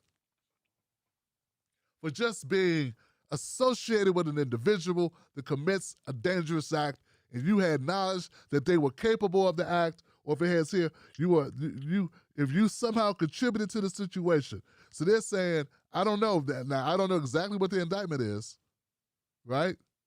This doesn't go into everything. This is a charge.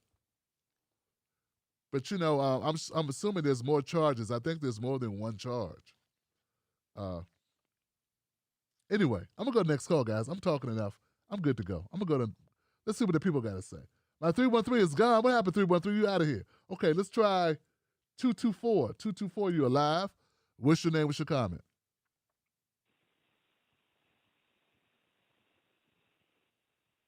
Hello. 224.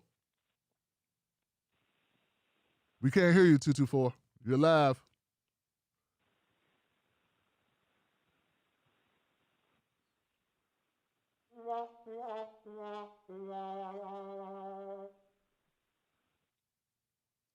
Well, let me try 615. 615, you're alive. What is your name?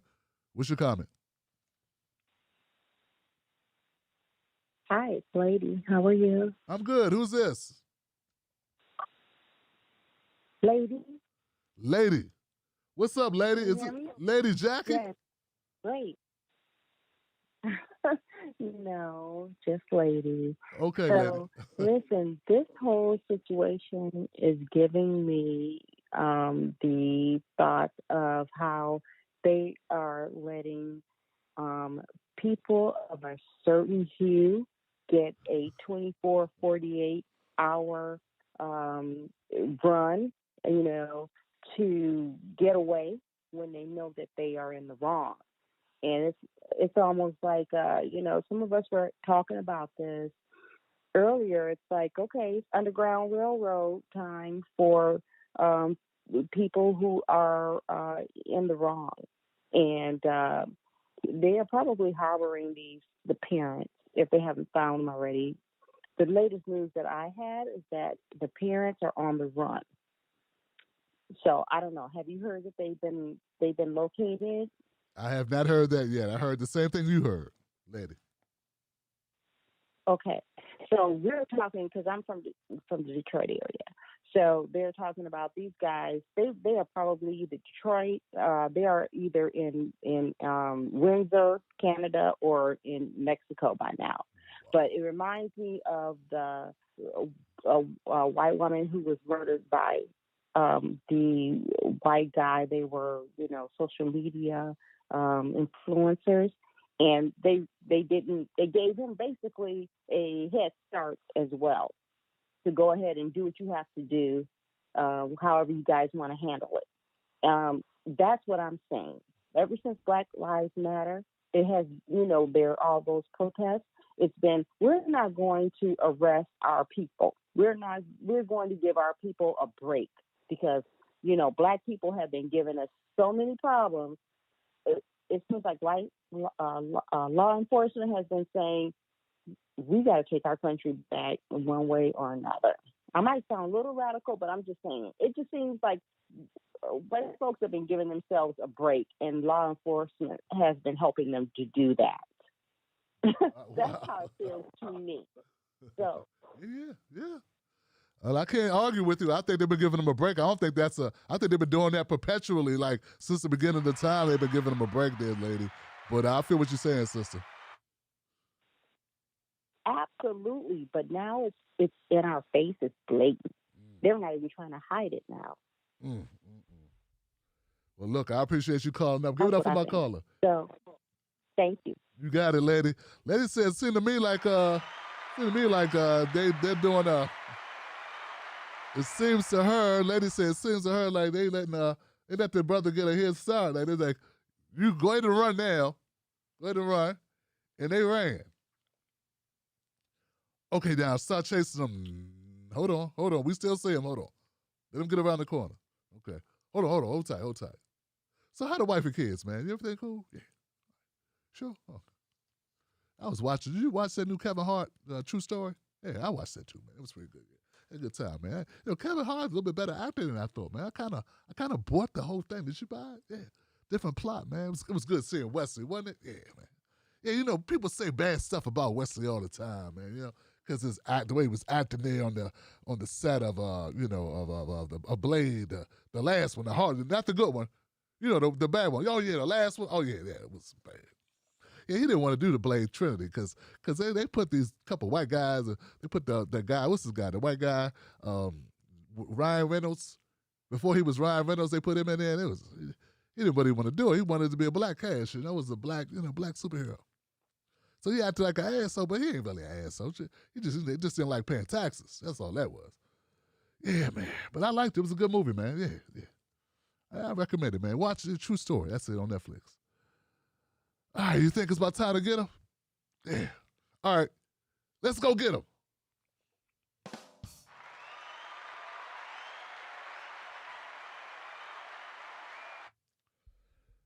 I don't know. My people. I think they've been doing double dealing from day one. I don't put it past them at all. And yeah. My brother called him now. One thing I will say about Lamar, he did update us about the gun laws in Michigan. And I do respect that portion of his call. Yeah, I respect that portion because I think that's true. 231, you're live. What's your name? What's your comment? Abigail's dad. How you doing tonight, Tim? I'm good. What's going on, Abigail's dad? Yeah, up here in Michigan, the snow's starting to fly. It's been getting cold. My 2 cents on gun control.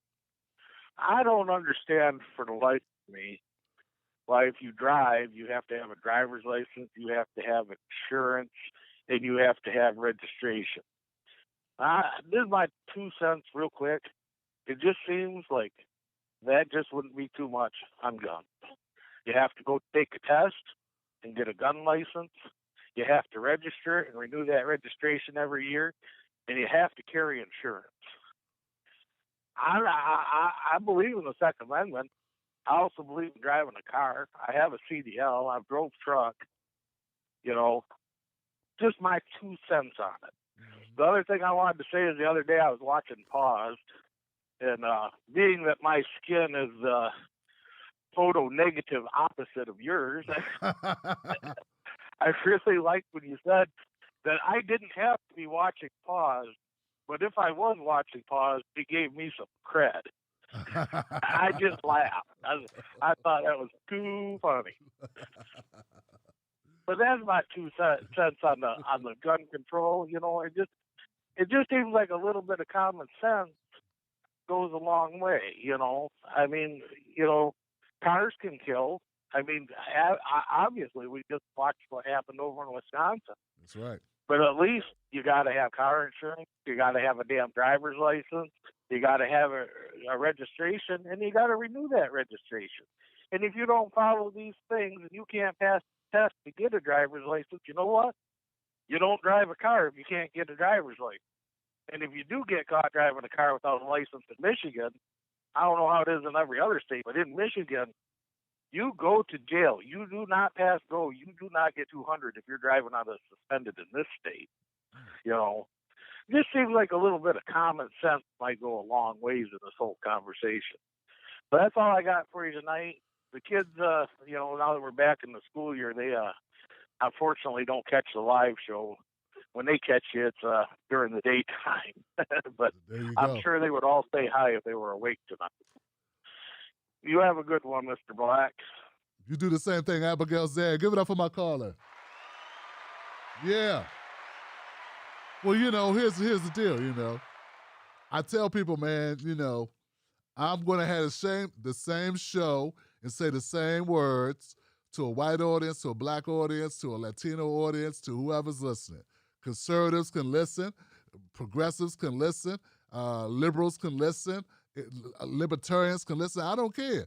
But the message stays the same. And, yeah, that's it.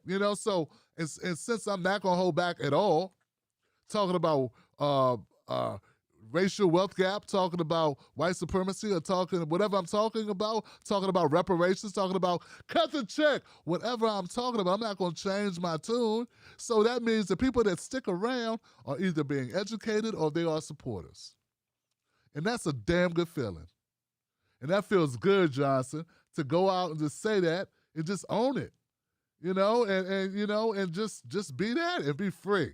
Be a free brother, like Irony says. I'm a free black man. I'm a free black man. And this level of consciousness is given to you by being an American citizen. This level of education, political education, fortify your life that will make you more able to go about life. And if tomorrow something happens, I'm very happy. I love my life. I'm not depressed. And if something happens to me, it was not by my own hand. And I don't want you to sing songs. I want you to retaliate, burn this motherfucker down. I go from Irony to Richard Pryor. But like Irony says, he talked about being freedom. That's where I'm going with that. Irony talks about being a free man. He's a free man. I'm a free man. It's a beautiful thing to be free. And so it's not so much give white people an award for listening to a black man tell his truth, but how often does that happen? Where people are listening to opposing or different arguments from different people who walk a different life, who have a different experience, a different reality, and are projecting that and giving you facts that are not taught in school and data that's not often spread. Like, that's a beautiful thing. So, like, anybody who tunes into this show, and not just my show, all shows that reveal truth like that, I think that keeps me, that makes me feel good. That makes me feel more empowered and inspired to continue because that's what we're looking for. We're looking for that. So yeah, that's what's up, Abigail's dad. So yeah. And yeah. We gotta get some conversions if we can get some. I want some conversions of other people who used to listen to other types of content who would then change over to us as well, you know, because this is where I said, man, that's why I said, people, man, I had to, like, another year from now, man, I'm being a whole nother headspace. You say progressives, I'm going to throw water bottle at your ass. Like, I'm already out of that link. I'm out of that shit. Because they don't fight for black issues, Abigail's dad. I had to leave those. Look, if you're not going to fight for my kids, we ain't going back into justice. The racial wealth gap is not going to close because you want to reduce student debt. Because you agree to cut student debt. That ain't going to do shit for my kids, man. Okay? That's not going to change it. That's not going to change that black women are 2% of lawyers. And that black men are 2% of engineers. That's not, you changing student loan is not going to change that shit. Okay? Your enterprise zone is not going to change the fact we own 2% of the wealth and 2% of the land in the country that we built against our will. Get what I'm saying? That's not going to change it. So that's the problem that I have. And if it was you, you'd have a problem too. And I respect people, particularly I respect white people who get what I'm saying. They might not like my content, but they would be like, yeah, I would be the same way. What I don't respect are the people that lie to themselves and want to lie to me about the facts. That's some bullshit. Now, if you say, hey, I don't want to lose my power, I don't want to lose my place in line, I feel for you, Tim Black, but hey, man, hey, do what you got to do, brother, but I'm going to be over here. Like, at least that's honest. But then to shoot the messenger, make the messenger evil, it's just that regular old stereotypical bullshit, racist shit that they do when they don't want to admit the truth. You know, damn well, Alex Jones ranted and raved for 20 years about lizard people. I'm telling y'all about what's going on in this racial wealth gap. That ain't no, I'm not making up Soylent Green, you know, fantasies and frogs turning, losing their anatomy or whatever. I'm telling you straight up facts. I'm telling you facts, Johnson. You know? So people don't want to know facts. So I'm going to go to the next call. I'm going to get my next person in here. You know, because after the death of George Floyd found that while black people make up 19% of Minneapolis population, 9% of its police, they were on the receiving end of 58% of the city's police use of force incidents. Next call. Just another factoid. 908, you're alive. 908, what's your name? What's your comment? Hey there, Tim Black. It's Nate from New Jersey. Been a long time. Nate from Jersey. What's up, Nate? What's going on? Yeah. Well, I'm tired, man. I'm tired of having to say it again. We have to say the same thing over and over again. If the shooter was black, blah, blah, blah, right? If the shooter was black, I don't know what the school rules are. I don't know what the rules are in that town, in that district, in that municipality. They'd have found a way to look in that damn bag. They'd have looked in the bag. They'd have searched his locker. They'd have searched the gym locker. They'd have searched all his friends' bags. They'd have searched everything. Okay, so that's the first thing that just rubs me raw about this whole thing. You know, the other thing is, you see that picture they showed of him, that little kitty picture they showed. Okay, if he was black, the picture they'd be showing on the news would be his mugshot, and that's if they didn't shoot him dead at the school. If he was dead, they'd have found the worst picture they could have found of him. One Halloween where he was posing in some thug pose with a fake gun or something. They'd have found something. They'd have found the worst picture they could find to put on the news. This kid, they show him, like as a 9-year-old, praying or something. Get the fuck out of here with that shit. Okay. Now, I don't feel safe in this country. Never have. That's just part of being black. Okay? But the only way I could feel less safe is if I was a woman. Okay? This is the part where I come on here and I tell you the thing I always say. I'll try to use different ones. If there's people in this country who, when they watch The Matrix, they root for the agents. Okay? When they watch G.I. Joe, they root for Cobra. When they watch the Marvel movies, they root for Hydra. And when they watch The Handmaid's Tale, they're on the side of Gilead. And here we are in Gilead, okay? I get that you're optimistic about the whole Supreme Court thing. I am not optimistic. Like everyone keeps saying, the system works exactly the way in which it was designed. And those 3 justices that Trump put on were designed for one thing, and it was to get rid of Roe v. Wade. Now, if the Democrats in Congress weren't so useless, they would have written a law so that this whole thing is moot. It's been the law of the land for years. They could just write a law if Congress did anything. But Congress doesn't do shit. They don't do their job. Okay? But if they did their job, they'd be passing laws right now.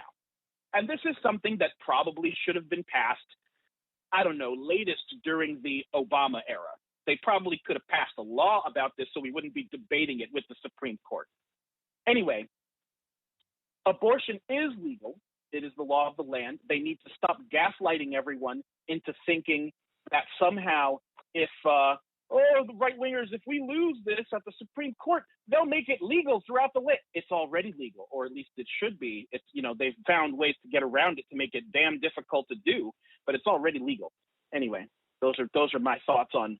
My other thing is not everything in the world is about kids. I'm sure some of you have kids, and it's absolutely fine. I'm glad that there are people out there, propagating the species and continuing their line. But not everyone wants to have kids. Not everything is about having kids. So some of the crazy arguments that Coney Barrett and some of these other people are putting out there about, well, since it's easier for you to work now, and since there's more rights for women, you should just be able to. It should be easier to just carry it to term. Really? So it's not all about that for everybody. Not everybody wants to have kids.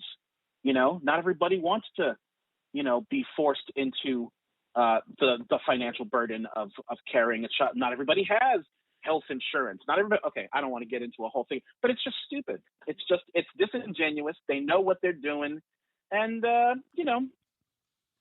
it's just sickening. So those are my thoughts. My brother Nate from New Jersey. Give it up for my caller, y'all. Nate doesn't pull no punches. I love it, man. I love it. Don't pull no punches on him. Let him have it, Johnson. And thank you for bringing it back to something I said originally in my monologue when I first addressed the story, which was that this was a black kid. I tacked it on the end, but we said it was a black kid. Rashad Johnson was his name. And if there was pictures of him shooting at people in the school, and they had the parent come up to the school, somebody would have grabbed that kid up, and you're right, they want to search his book bag. Incident thwarted. Oh, and for God's sake, y'all, there's a story of a black kid who shot some people at the school, and they let him get out on bond. They always omit such pertinent information. Like the fact that one of the people that he shot had been bullying him and beating his ass, had just beat his ass that day. They leave that part out. And no one was killed. Now, I don't know everything about that story, but I'm going to get onto that story. Those facts I do know, and I do know when I hear people cite it, they never include those pertinent pieces of information that kind of put it in a different light. So if you take facts and details and context away from a story, sometimes you come away with a different type of take altogether. I'm going to go to the next call, 313. 313, you're live. What's your name? What's your comment? Hey, Tim Black. My name is Dina Cannon, and I want to say first, cut the check. Ah. My type of caller. My type of caller. So, yes, sir, Mr. Black. My husband introduced me to you. So I used to always walk through the house, and I'm like, what are you listening to? And I would just see the wolf. And so tonight I wanted to get on because I am from Detroit, Michigan. And what has happened with this young man, Chrumbley, has caused actually like a spirit of terrorism now here in our Detroit, in the Detroit public school system. Something happened at the school today at one of my cousin's schools, and she said her heart fell to the floor because immediately, they thought that, it was some type of incident, like this. So this is what people don't realize here in Detroit and the surrounding areas. People are allowed to walk openly, freely with their guns on their side here in Michigan. Gotcha. And that is causing fear in our children. Mm. And another thing, Tim Black, I know that you do, you take a look into things. Today, here in Detroit, and nobody else has said anything about it, 4 black children got snatched up by a white woman in a van. I saw and it. The only way they were saved was because she ran a red light. She took this young girl babies, 4 black children. So it's I don't think right now it's not really a black and a white. I heard that young man earlier say something about it not being really black and white. It's about either you gon' I forget what he said, but he had a very valid point about what's going on, not only here in the city of Detroit and the surrounding suburbs, but what's going on in the world. And so what this young man did, Mr. Black, his parents should be held accountable. If those people were black, I'm going to tell you how this would have happened here in the state of Michigan. When the parents got called, the parents would have gotten a call and said that Rashard was shot and killed at school, and this would have happened before the parents would have even got a call. That's how it go here with the black folks. And see, it's a lot of stuff here in our city that people don't know about, that people don't hear about. And so now we have our children here in our city, and I'm very upset. I'm grown. My kids grown. I got grandkids now. We have kids now in the schools that are afraid. And you never hear about these kind of shootings going on in the city of Detroit in our black schools. Do you know why? Because you can't get a gun into the school, because you can't walk through the door without going through a metal detector.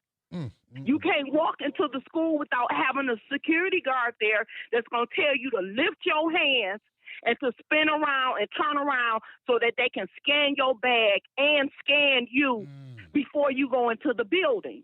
Hello? But see, that don't happen out in the suburbs.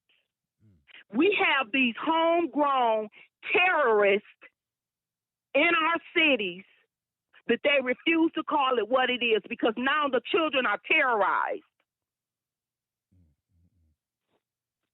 So that's all I wanted to say. I'm just excited about being on your show, Mr. Black, and I promise you the next time we come on, my husband will probably be on. But just like I started this conversation, it is time to cut the check.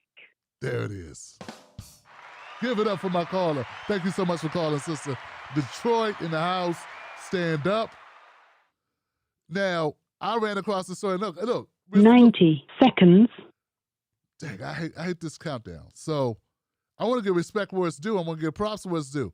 My caller reminded me of this. I'm scrolling Instagram. Tariq Nasheed made an Instagram post about this white van. But I didn't get a chance. Like, I had to go. I'm already late for the show. I got to do the show. I said, okay, I'm about to circle back and do this. And look, there have been a number of abductions. 60 seconds. There have been a number of abductions of black children.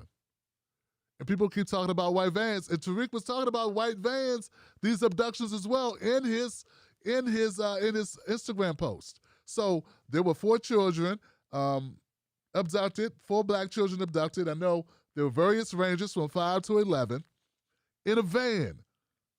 White woman van. I don't know how she got these children in the van. I don't understand. But the caller is absolutely correct. That it wasn't for the white woman driving too fast or not stopping at a stoplight or something. It was a traffic infraction.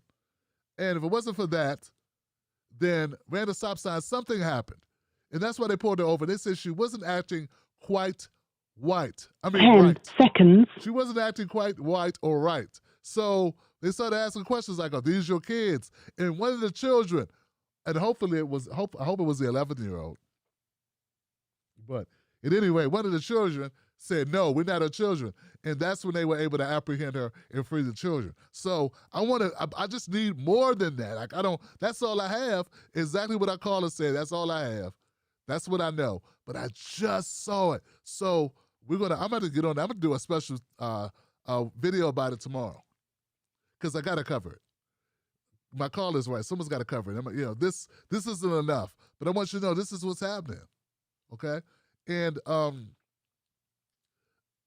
wow, that's something else. I'm gonna go to the next call, guys. And a caller from Detroit, tell your husband I said, cut the check. Cut the check. My brother.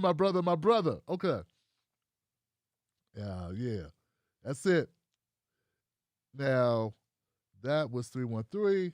Now I got a 267. 267, you're live. What's your name? What's your comment? Hello,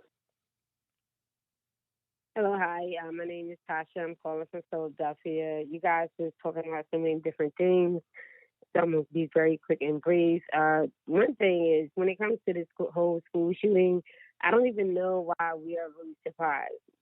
Because the fact of the matter is this: most of these school shootings are being conducted by white young males. That's just the fact. That guess what? They put all of the metal detectors in the urban cities or in the black communities. They are the ones that's doing the shootings. Should the parents be held accountable? Yes, as far as we see. But we also have to understand that is their culture. They take their kids to gun shows. They teach their kids to use firearms. They're not responsible, and that's part of their culture. That's why we see how they get away with a lot of things that they do. So it shouldn't be a shock to us. It's not fair, but we shouldn't be shocked by it. And another thing I want to say is that, like, in regards to our neighborhoods and what's going on in our communities, one thing that I'm an advocate for my young people. I am in law enforcement, and I see so much stuff because guess what? The reality is this: these white kids that live in these suburban neighborhoods that get strung out on the opiates, they come into the inner cities and sell their parents goods, sell their parents guns into the urban areas. And that is a fact. So yes, I do. I think they need to be held a certain level of accountability. Absolutely. Because guess what? I have seen in cases in Philly, specifically a relative teaching his kids that was a little older, 16, 17, how to handle a gun, again, discharged accidentally by the son. They tried to charge the son with murder, and he had to take the rap so his son would be affected. But yet, these people can allow their kids and know the issues, because when you apply for a gun permit, they want to know everything that's in your household. But this is what they do. And we shouldn't be shocked about it. We just got to make sure that we have to make sure that we need to be in a position to defend ourselves legally, and some may say illegally. But I'm not even shocked about this at all. And to me, once they start going against each other, that's the issue. Now they're feeling what we've been feeling for a long ass time. Oh, wow. Give it up for my caller, y'all. I appreciate this caller. Tasha putting it down. And yeah, we should not be shocked at all. You know, I agree with that. We shouldn't be shocked. And I agree also, very strong point about the culture of guns, the gun culture that they have. It's part of who they are. They raise their kids at the gun range. Particularly, do people realize the militia, the amount of militias that are in Michigan? Isn't that the land of militias? What's his name? Had a film director on the show. Michael Moore was on this show last year, and we had a conversation about a number of things. And one of them, I think, was about guns and about militias and the prevalence of guns and the whole gun culture and how thick it was. And his first documentary, if I'm not mistaken, was about guns and militias in Michigan. Like, that's the home of guns and white terrorism, domestic terrorism, the militias and doing it and preparing for the Civil War, the next Civil War. And folks, like, don't underestimate what we're talking about when we talk about this. Wow. I got another 267 number in the house. Other 267, you're live. What's your name? What's your comment? Hey, can you hear me, or do I need to take off my Bluetooth? Yeah, Bluetooth probably will be a little distorted. I think I hear a little distortion. How you doing, brother? All right, it's off. I'm good. My name is Tony. I'm from Philadelphia as well. Tony from Philly. What's on your mind, Tony? And I want to talk about. First, I really want to talk about reparations and ADOS and have a critique for that. But before I get to that, I want to address the comments about feminism that rubbed me the wrong way. Let us not forget that feminism is a response to oppression. It's a response to patriarchy. Women were literally second-class citizens everywhere they go. As black men, we can always talk about going back to Africa and being first-class citizens, but our women are also second-class citizens in the homeland. Say what? So, but black women are also second-class citizens in Africa. Women cannot go anywhere and be first-class citizens. So to have a critique of feminism without a recognition that feminism has had a net positive impact on the lives of women who were subjects in their homes, in their marriages before the modern era, I think it is, as a black man, to take the same stance as white people who don't want to be inconvenienced by a relief of racial oppression. Yeah, right? It's the same sort of thing. I would rather see women continue to be oppressed than be inconvenienced slightly by their freedom. It's the same thing. Whoa. When we talk about black people, we talking about white people. You're comparing white feminism. I'm talking about black men who stand. Why are you so hyped, man? What's going on? You okay? I'm outside. I'm cold as hell. Okay, you sound a little hype, brother. It's 26 degrees right here. Okay, well, Tony, you sound a little hype, brother. I think let's not overstep the fact that the way black men are treated in America is a little bit different than maybe some other people are treated in America when it comes to law enforcement and these laws when it comes to dealing with spousal issues and other things of that nature. So I'm the first person to admit that the most dangerous thing as a woman will ever deal with is a man. Like, I wonder sometimes why women even date men, but I understand why they date men. But what I'm saying is, they're the number one killer of women. It's the number one killer of women. So, like, my caller, I get your point, but there's also some differences between, how white folks and black folks get down in their family structures. But go ahead, brother. What else you got, man? What's on your mind, brother? What I think that a lot of us are doing as black folks in our bid for reparations is I think that we continue to make moral arguments in the absence of a viable policy-based agenda. And it's just not working. I think we also have to take into consideration the recent protests, surrounding George Floyd and how many people are actually in support of us. We've made these moral arguments for decades, and there are enough allies to have a viable coalition to get what we want. But I don't think we're being savvy enough, especially when it comes to this reparations argument. ADOS wants us to strong-arm the Democratic Party, particularly the Democratic leadership, and they have a stance of exchange-based politics, right? We don't give you our vote. without something in exchange. Politics is not a gift; it's an exchange, which I agree with, and I appreciated that substantive education from ADOS.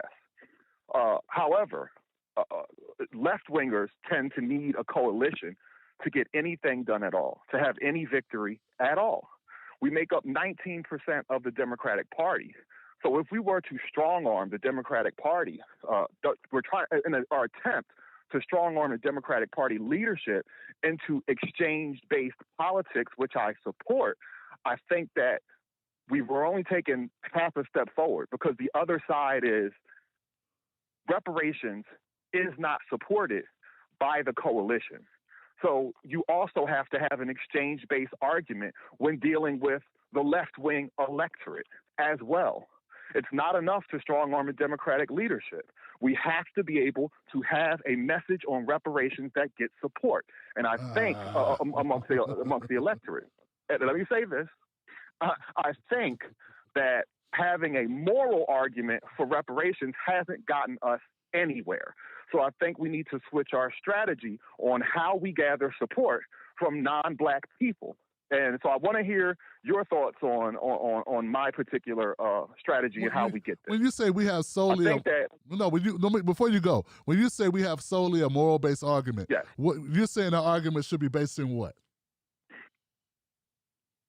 Our argument should be based in sound policy and building a coalition, because we are on the left, and left-wingers are only successful when we have a broad-based coalition. That's the only time we experience any sort of success. I mean, history bears it out. Brother. Math bears it out. We're 19% of the party. Nah, that's not enough, brother. But here's the thing, brother. Give it up for my caller, man. Give it up for my caller.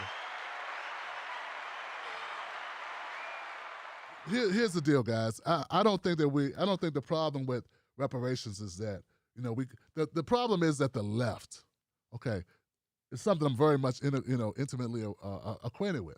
I was until this day, one of the foremost Black leftists in circles in politics in the last 5-10 years. So anyone in the left is pretty much active. We know each other.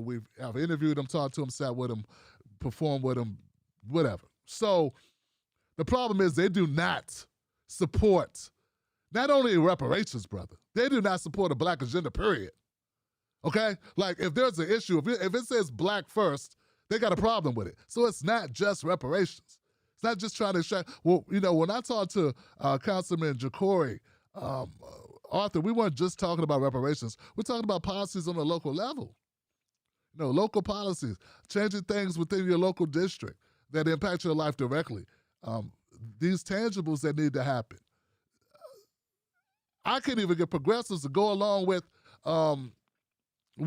any type of focused policies for Black people. They want everything to be universal, even though we know that the raising tide does not lift all boats. Our boat's the last to lift. If it ever does get any, it's dragging on the bottom of the whale, and they're fine with that. That's what I had to learn, brother. I understand what you're saying. We're 90% of the population, but you know what? That 19% will make the difference between them getting elected and not getting elected. I think we have to use that leverage. I understand perfectly, brother. This is not a perfect scenario. I get what you're saying, brother. It doesn't mean they're going to go along. I understand that. Believe me, I understand that. This is welcome to my hell. Welcome to my hell in the last couple of years. A lot of people don't understand what I was going through. I was looking at things like you look at things, brother. But I left. Why did I leave, brother? Brother, why did I leave him, Tony? Why did I leave this left progressive movement after being at the highest heights of it? With all the movers and shakers within it, within the field that I'm in, that I have all my investments in. My whole life has been structured around it for the last decade, and I leave them behind. Why? Because they do not, I repeat, the majority of progressives in these spaces do not care about Black issues. They just do not care about Black issues. And your ascension within even progressive circles is how much you will acquiesce to universal programs that smother Black issues and put them on the back burner for the greater good, whether it be Medicare for all, whether it be student loan debt, whether it be climate change, whatever the issue, anything other than anything Black related. They do not care that we are only 10% of the wealth of the average white family, the average black family, 10% of the wealth. They do not care. That's a hollow argument. So that's not moral, that's math. You said it math earlier. Even when we look at math, when I put forth, everything I put forth is math. Is it a moral argument to say that black people should not die? That black women should not die 3 times the rate of white women by giving childbirth? That's just a moral argument that can be dismissed because it doesn't have enough in it for the white people to agree with it because they don't get anything from it. If your mama gets to live, brother. So I question what the left means, and that's where I came. That was the end, like where I came to, brother Tony, is I realized when you start having arguments at the end of the day, what they're saying is they really don't care if my kids live or die, man. They really don't care. They really don't care if we get police reform, brother. They really don't care if we get the qualified immunity. If they could get a cut in their student loan debt. They really don't care, man, about mass incarceration of black men. 3.5 times more likely to be shot and killed by unarmed. And I still couldn't get them to really cover George fucking Floyd, brother. You talk about the momentum of the George Floyd, brother, we could not get that policing act done. And do you think these so-called progressives were behind us and getting it done? No, brother, no. I encourage you to listen to my podcast. Let me plug myself, timblackpause.com. timblackpause.com. Go listen to my podcast from my black wake-up call from the progressives. Listen to that podcast, brother. I understand where you're coming from. I do. They have left us no other means, brother. There are not going to be any concessions. Brother, I don't care if it's reparations. I don't care any type of black agenda at all. They are opposed to it. They think they cannot get Republican support if they support black people. The end. They could not get the Panera Bread conservative Republicans that group of Republicans that teeter and totter between Democrat and Republican every election cycle. They go back and forth. The same ones that voted for Obama who then went and voted for Trump. They think they can't get them next time if they support anything black. Because when it comes to race, they're going to move the other way. That's just what they believe, brother. It doesn't matter what I tell them happens to my grandkids. It doesn't matter about my parents. It doesn't matter about you. It doesn't matter about me. Whatever. So at the end of the day, I had to make that decision. That strong arm is all we got, brother. Be glad we got a strong arm. So we need to build that coalition. Let's take that 19% to 25%. Let's do that. And don't say that we don't have any support. We have some support. We have enough of support to sway an election. We have enough support to make sure Democrats never win another fucking seat. And if we have to use that, that's what we have to use. We have to make it incumbent upon them, incumbent upon those people on the left, the Democrats, to play ball. And you know what? We got a better chance with middle-of-the-road liberals than we do with those progressives.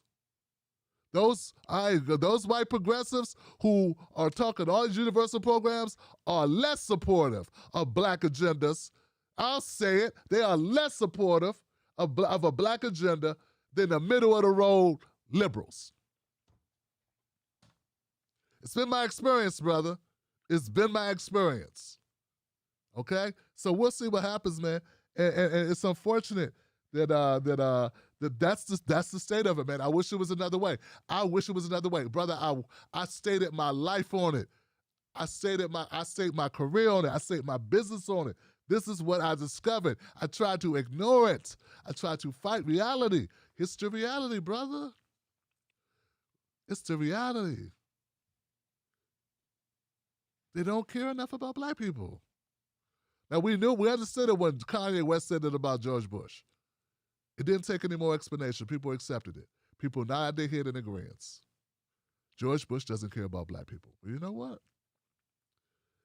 The majority of the left, the so-called left, the majority of the so-called progressives don't care about black people either.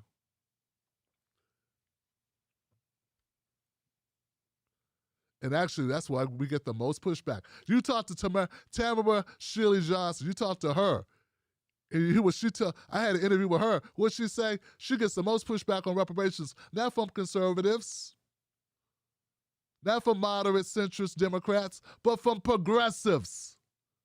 The very people that you think, because they're so-called leftists, would be more supportive. People like Vosh, if you know who that guy is.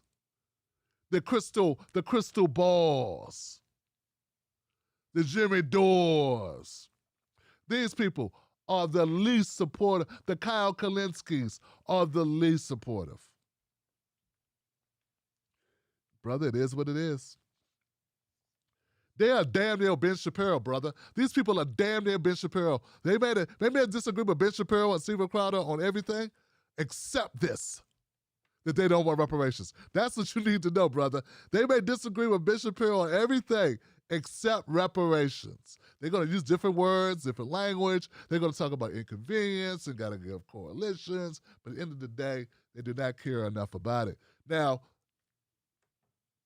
if you start talking about Medicare for all or universal health care, all of a sudden something that seems Herculean in effort, it's going to be mission impossible to get a country as fixated on or as committed to making money on pharmaceuticals and making money on death and the sickness industry, right? This country that makes all this loot from upcharging on pharmaceutical drugs, this humongous industry, they have no problems challenging that system. Betting the whole farm on it. Will they bet their farm on black people? No. No, Johnson, no. No, Johnson. They actually, here's the problem here. Paul Mooney here. Listen, Johnson. They don't care, Johnson. They don't care. They don't care. They just don't care about us. And the sooner we get in line that you're right, this is a transaction. The sooner we accept it, it's time to play hardball, the less time we'll spend spinning our wheels trying to talk them into something. You're right, I agree with that, but I disagree about the need to continue to try to find equal ground. You ain't gonna find equal ground with them, man. They don't want it. I couldn't even get them fuckers to cover George Floyd, man. Do you understand what I'm saying? They wouldn't even cover George Floyd. Biggest civil rights upheaval in the last since the civil rights movement back in the 60s, and half of them didn't even cover it.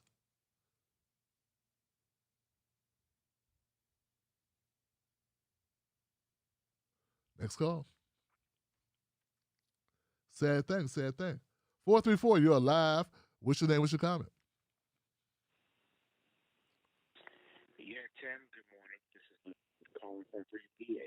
You sound very low, my brother. Speak up. Now, we can't hear you. Hey, what's going on? There you Can go. you hear me? Much better. Go ahead, brother. Can you hear me? Yes. All right. This is Linwood from Virginia. Good morning. I heard the woman out of Michigan say this, but if this was a black person, you would have never heard of it. It would have never been a shooting, because I want to put some context on it. These parents gave this kid that gun for a birthday present. In the state of Michigan, the kid could not get a gun on his own, so the father bought the gun for him. My question to this is, what the hell is a 15-year-old kid doing with a gun? You know, as I told you in my past discussions, you and I both grew up in the same type of households where ass whoops was going on. You dig, belt or switch. Take your pick. It would have never been an issue, because we had parenting back then that parents were like, yeah, they went to work, they put in a 9-to-5 job, but you knew they were serious. Wow. You knew ass whoop was coming down the pike if you did something incorrect. Today, as far as black parenting is concerned, it ain't there no more. Today, black parents want to be the kid's mom, be the kid's best friend, and now we bitching and moaning when these white supremacists are doing something to our kids. But they wouldn't be doing anything to our kids if we was more vigilant about what the hell is going on with our kids. we got to be on top of it like a hawk watching the prey. And we're not there. And they're targeting our kids because they know, excuse my language, I'm going to be real with it. The niggers don't care about their kids unless we white people do something to them. Wow. If we don't do something, if we do something to them, that's when they care. But they don't. If we did not harm them or did anything, they would not give a good goddamn about their kids. They don't even care if their kids are failing, as long as those kids can run a football or shoot a free throw, whatever the hell that is. Wow, brother. Wow. That's really what this comes down to. Brother. We're not vigilant. We're not vigilant at all. I can't stand. I'm sorry, man. I'm sorry, bro. I gotta let you go, brother. I can't, man. When the Saints go marching in, ba ba ba ba ba ba ba ba ba ba ba. Oh, mammy. I love you, mammy. Hey, boss. How you doing there, boss? I was just supposed to know. I was just going to clean up the messes on the floor, boss. I didn't mean no harm. I'm sorry. I ain't got no. I was busting up the shift roll. I'm sorry. Boy, I don't know nothing. I'm not eyeballing you, boy. Come on, man. What kind of, look, man. Who raised these mother? TK Kirkland, please come get them. I need a new soundbite. Who raised these niggas? Brother, how? I'm about to go in there. What did he move it on your ass? Listen, fam. It has come to my attention that a coon has called us, fam. A coon was on my phone. I had to hang up on him with the quickness. Because we don't do coons.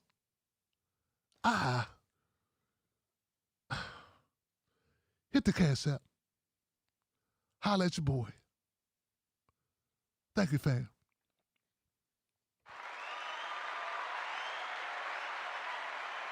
Brother, don't blame black people for this shit, man. This high story about a white kid shooting a bunch of white kids in the school end up being you shitting on black people for not parenting correctly. How we get there? How we get there? You know? White parents bought him a gun. He drawing pictures of killing white kids and threatening to kill everybody, and he does it. And still, somehow at the end of it, black people ain't shit in your book. That's the takeaway.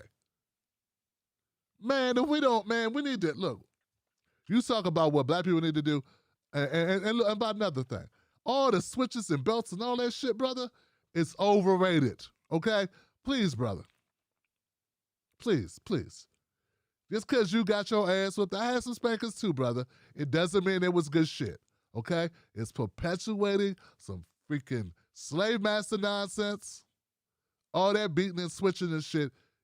You need some love, brother. Some love and some direction. And you know what else? Parenting is hard.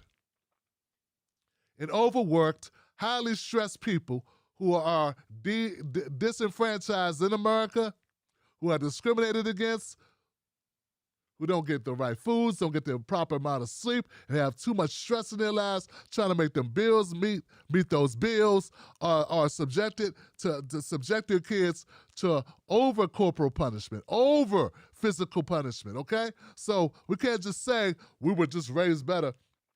Parents needed help. They needed help, brother. And let's stop acting like they are black white parents and whip their kids' ass. Time I turn around, I read a story of white parents abusing the shit out of their kids. Okay. So, only thing I agree with is here we go. They bought the gun. It was basically the kid's gun. And so they're getting right around the whole law of the child can't own a gun, but the child technically doesn't own the gun because I bought the gun. He just used it when I let him use it. I just have it here for him. But it's not, even though she online saying it's his Christmas present. The child's Christmas present. But please, man, we got to do a better job of not being coons, man. We cannot throw black people under the bus. Look, man, our cover stories when black people cut up, let's save the vitriol for black people for when black people actually have cut up. And let's not make our anecdotal one-off stories about whatever family didn't give enough attention to their child and a black family.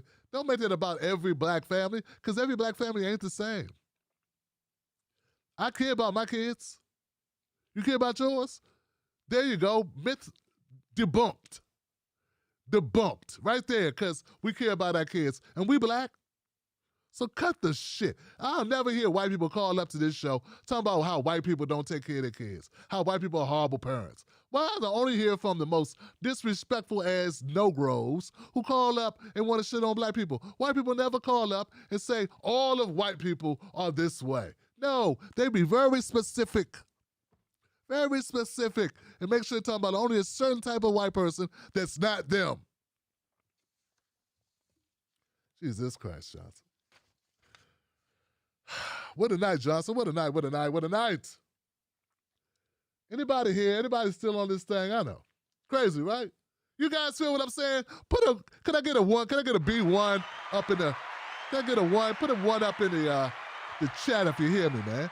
I can't stand this. On both sides, we just so, black people just so stupid. I don't know why we so stupid, boys. We know we don't know no better. Us dumb black people just don't know no better. We wouldn't have enough sense to clean dirt off a boot. Not enough sense to strip dirt off the boot. We just so stupid. Can't stand that type of talk, man. Jesus Christ, man. Jesus Christ. Do a better job, brother.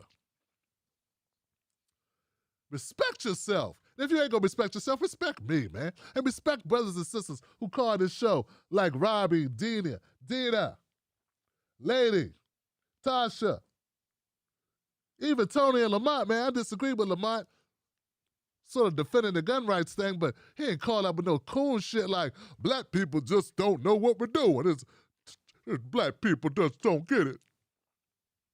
No, you don't get it, man. You don't get it. You don't.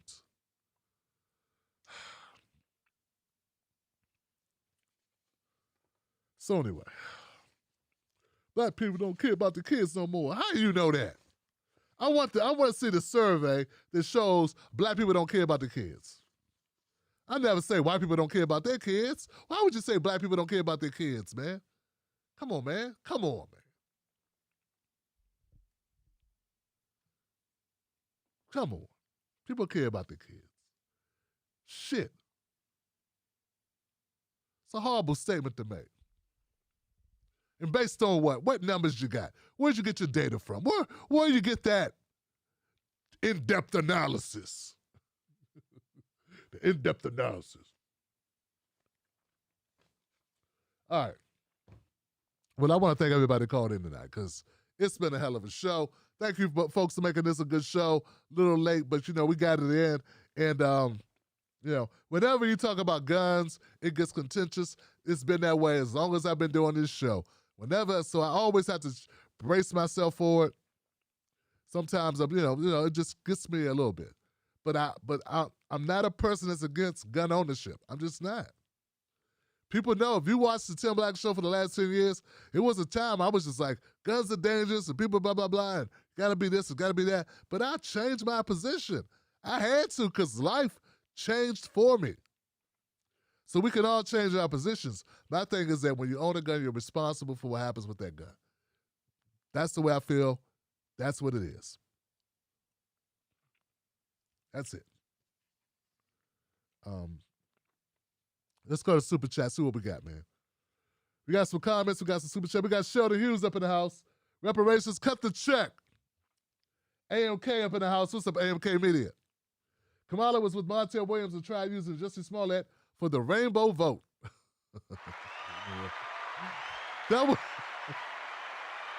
That was funny, wasn't it? That was hilarious.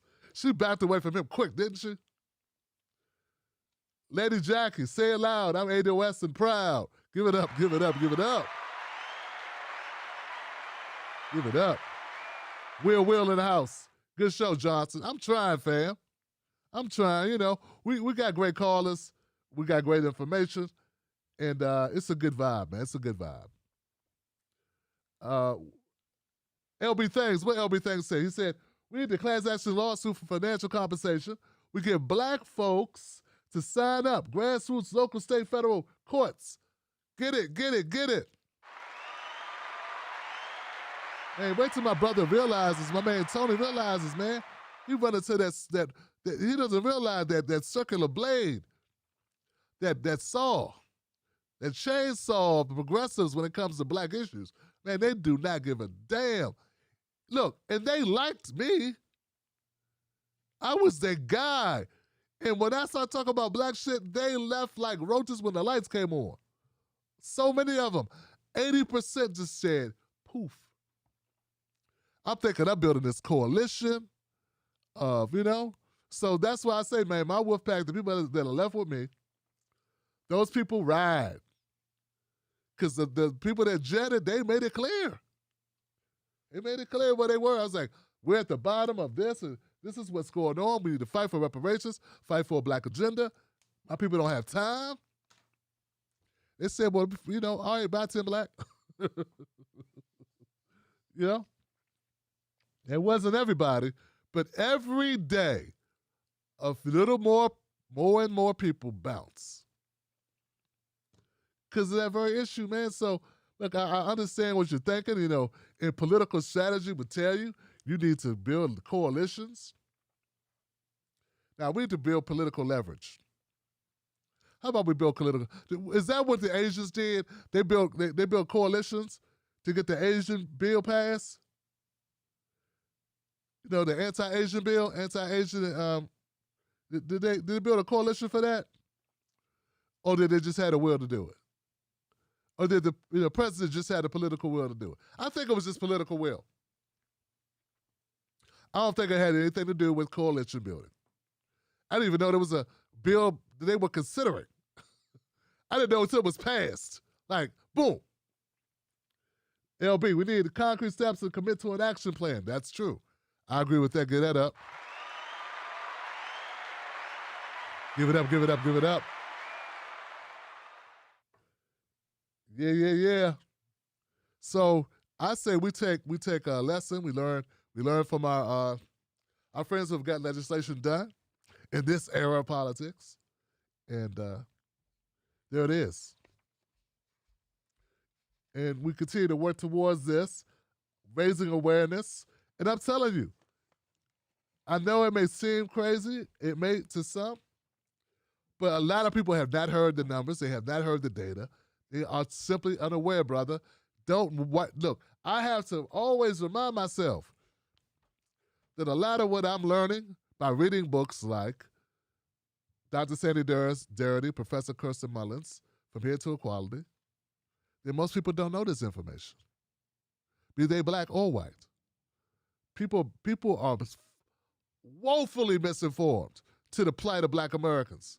They literally see LeBron and see Oprah and see Tim Black with a background and think, we're doing all right. You're doing great. Like they don't have no idea what's going on in the country. They have no idea. People don't even know about the Homestead Act. People don't even know about the GI Bill. People do not know these things, Tony. Literally, brothers. And that goes to all people that out there who are like, why are you doing this? We need to do this and do that. There are so many things we need to do. I agree with you. I don't have to do all the things, but I have to do some things, right? So that's what I'm saying, man. It takes a lot of us. But please don't ever think that. Let's not just assume that we don't have support. Part of support is based on knowledge and information. And I'm telling you, I reach people every day who have no idea of the facts until I present them to them. That's why I'm working with so many different people. That's why I use so many different sources. Anyway, that's it, guys. That's all I got. I got nothing but love for you all. I'm Real Tim Black on Facebook and Twitter. Please join us on Patreon and here on Facebook and become a member and get I will send you 2 Cut the Check bracelets for free on the house just for supporting what we do. Oh, and also, there was no Pause with Tim Black show podcast because I can't do 2 shows a day. So the podcast shows are Mondays and Wednesdays. Tim Black's Wolfpack, the TV show with the phone lines, Tuesdays and Fridays. So sign up for the podcast. Go to timblackpause.com, sign up for the podcast. There will be special podcasts for premium members. I'm going to start having Mrs. Black chime in because a woman's perspective, a black woman's perspective is sometimes very much needed on these issues. And I'm just talking to myself, so we're gonna have my Mrs. Black chime in. So I'm looking forward to that. Look, that's the goal anyway. We'll see if we get her to do it. If she said she was interested. We'll see. Okay. Freedom Friday, y'all. Weedy Gonzalez, Lady Jackie, Nancy Drew, David Melford, Everything, Stuff, and More. Thank you for being here. We appreciate you, Sally Thompson, all the supporters of the show. ADOS is in the building. People came through. We did what we did. Have a great weekend. Be safe. And remember, cut the check. And don't let nobody take your cornbread, Johnson. We out of here. Wolfpack.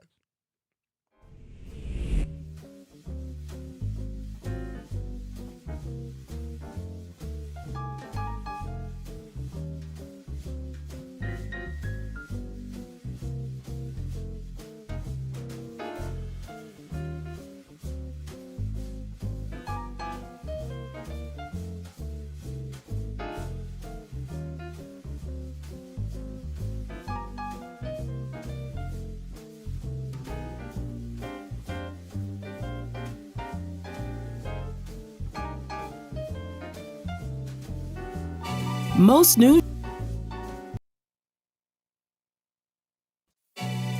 news shows are suspect. They don't focus on black issues, and when they do, it's all fluff. How does that help your life? How does that help your family? How does that help the culture? They don't. The Tim Black Show is different. Tim Black gives you news for people who can't stand the news. Real, authentic, researched, entertaining, on point. Don't let nobody take your cornbread. Visit www.timblacktv.com today. Get black breaking news, politics, culture from someone you can trust. timblacktv.com. Join us today.